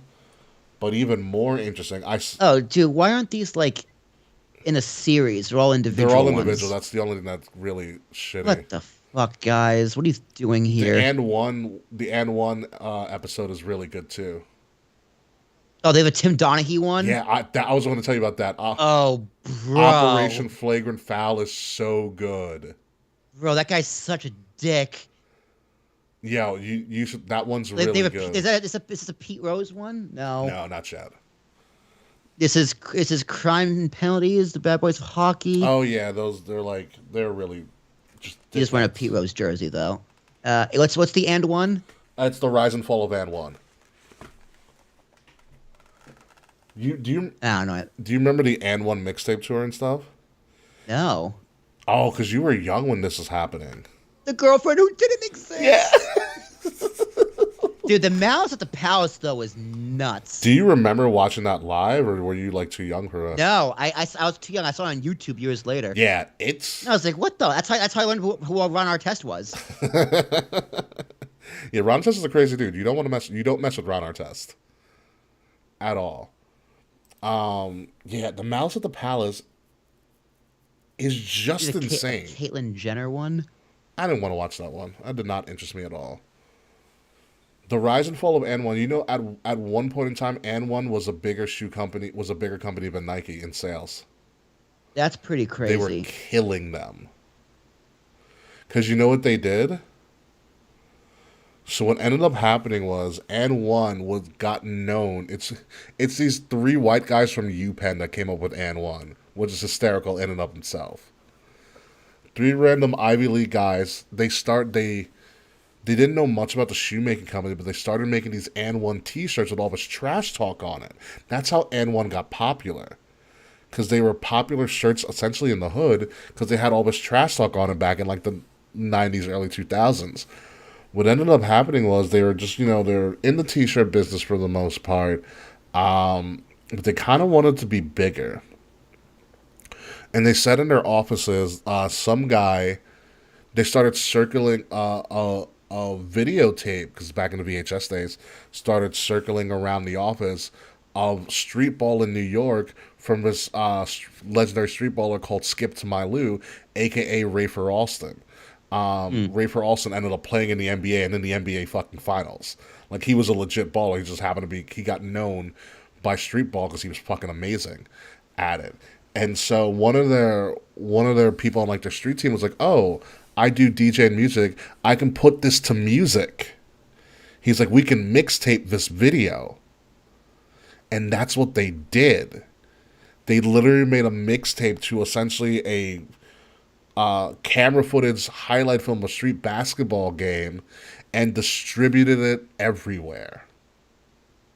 And that was the first ever N1 mixtape, Volume 1. Smart, dude. But dude, some people come up with crazy ideas for marketing. And they distributed it for free. They just got notoriety from word of mouth.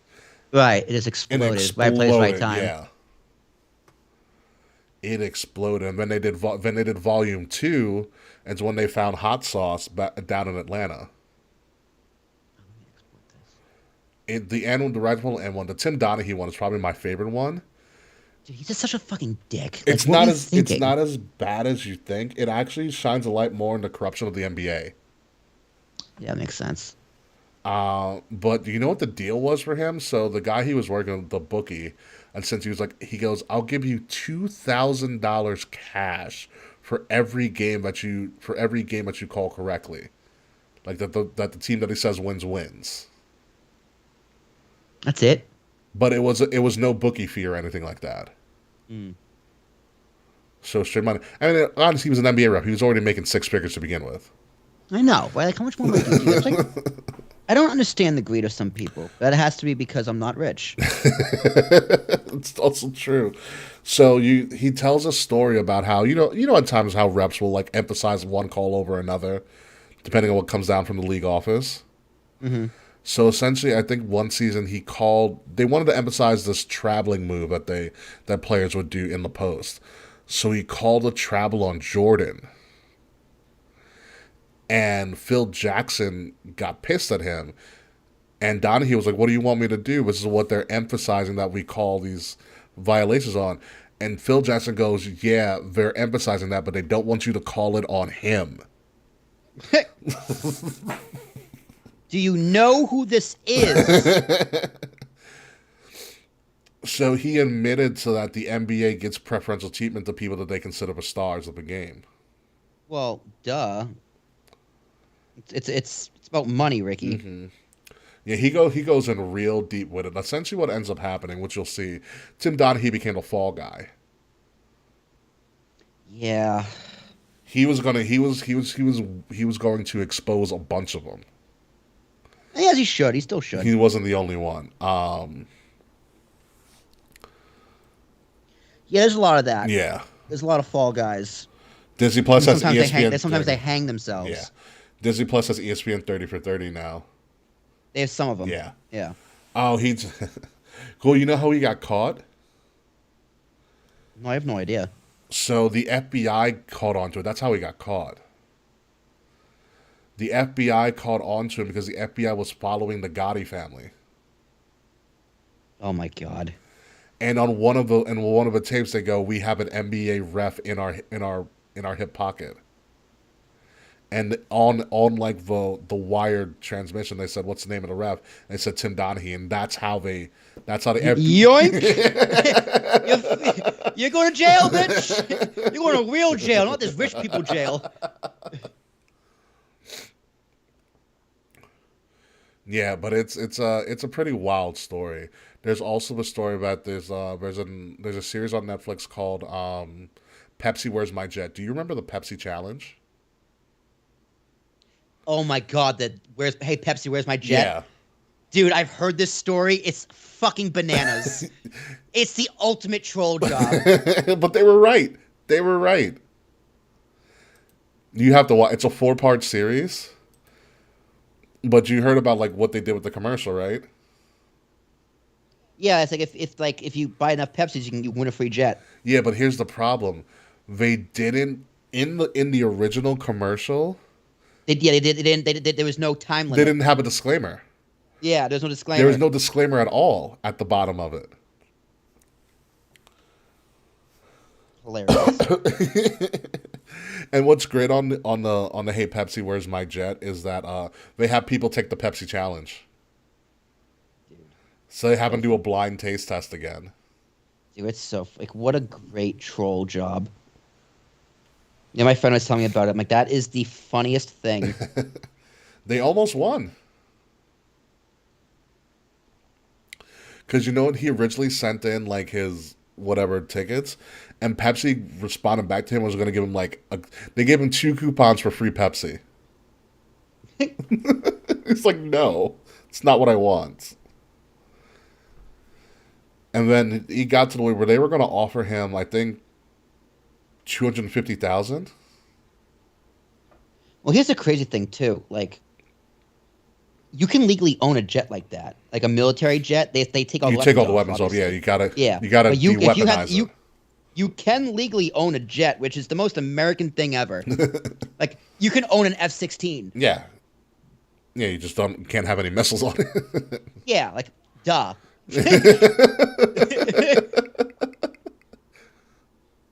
Well, honestly, dude, I think you should have the weapons on there. Is you can't buy ammo. Just have like the silos on it and shit. Yeah, why not? Right? Who you hurting? You have to bear arms. Doesn't say anything about ammo. Every time he shoots a missile, confetti comes out.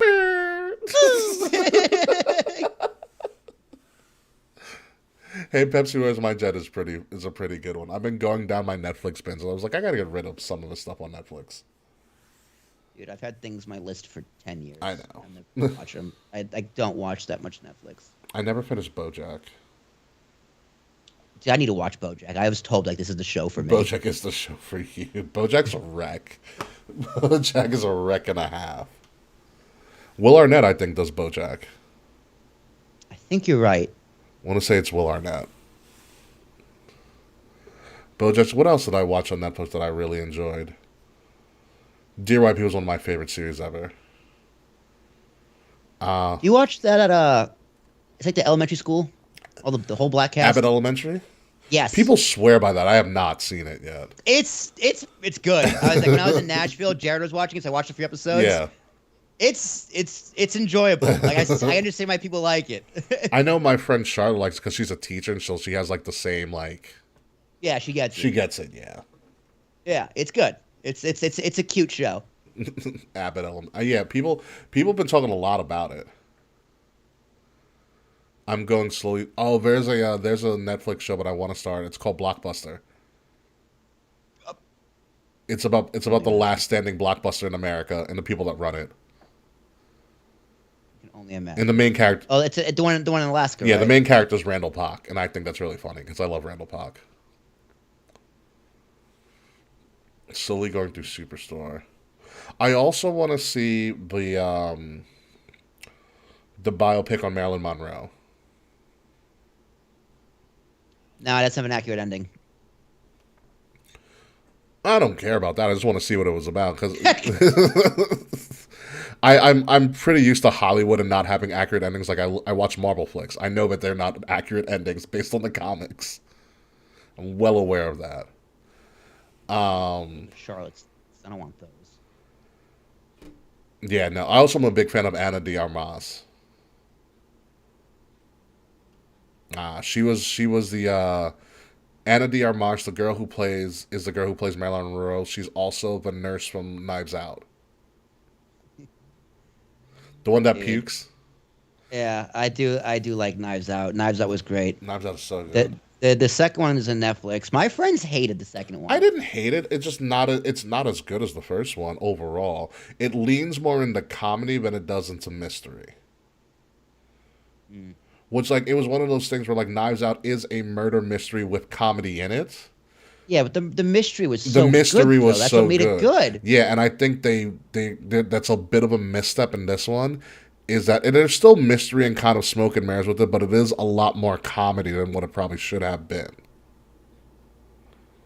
But then again, if your Batista's on your project, he's really fucking funny naturally.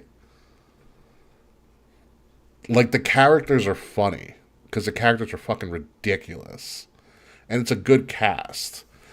But the story I don't think is as strong as the first one. Boy, I'm interested in Batista's gonna star in an M. Night Shyamalan flick. Good for him. Yeah, he's gonna be the leader of a cult. It looks like. Well, yeah, I'm gonna miss Batista as Drax once he finishes this last Guardians flick. Yeah. I also wonder how much money he made off those Guardians flicks. A lot. Honestly, dude, he could have made more than he did in WWE. I'm not surprised by that at all. Although, if you adjust for inflation, maybe not. I just love him as Drax. He's so literal. Yeah. I have a question. Why is Gamora?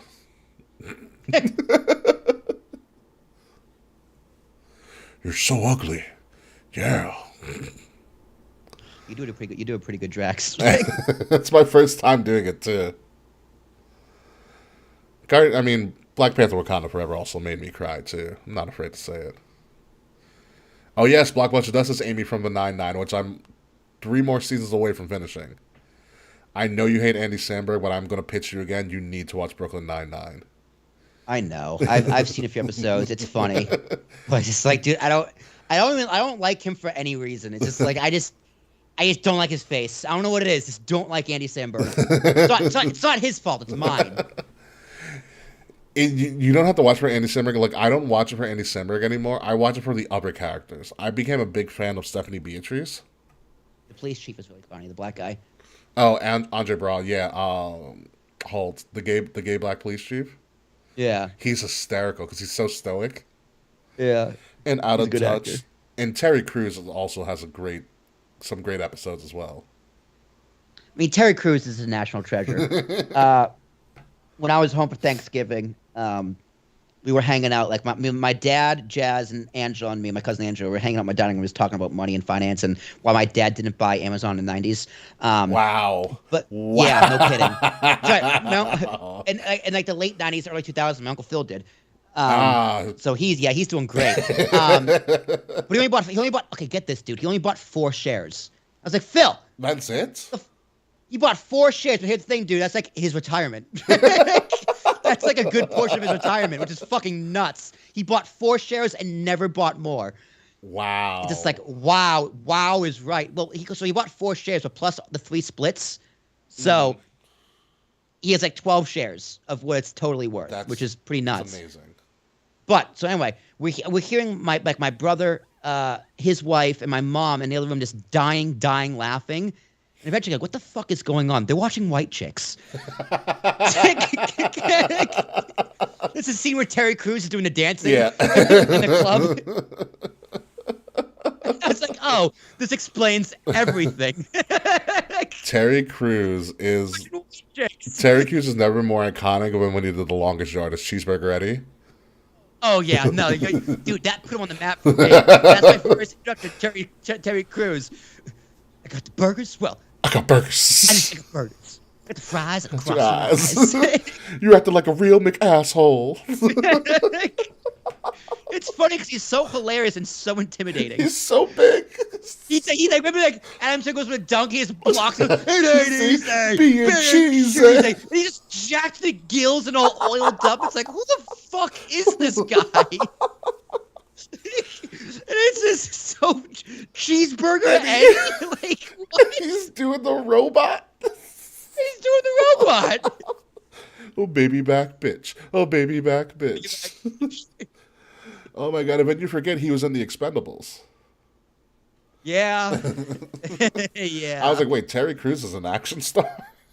Yeah, I might have to change. I have to change my Discord name to Cheeseburger Eddie.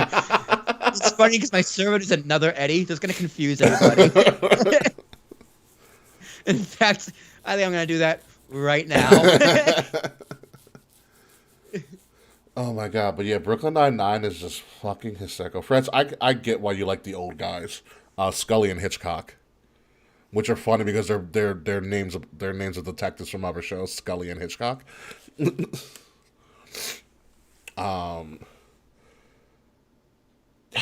the characters on that show is great.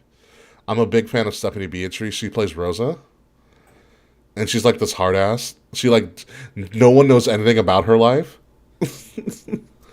And everybody's scared of her.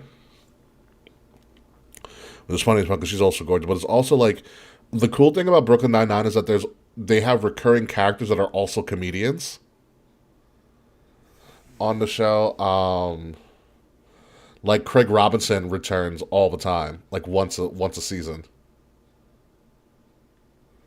and he's Doug Judy. So like, a lot of her criminals are actually like actors from other shows, which is good as well.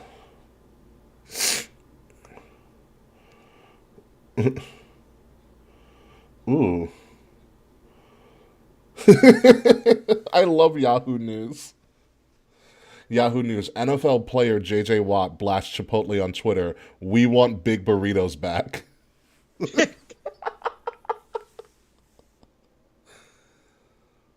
This is your concern?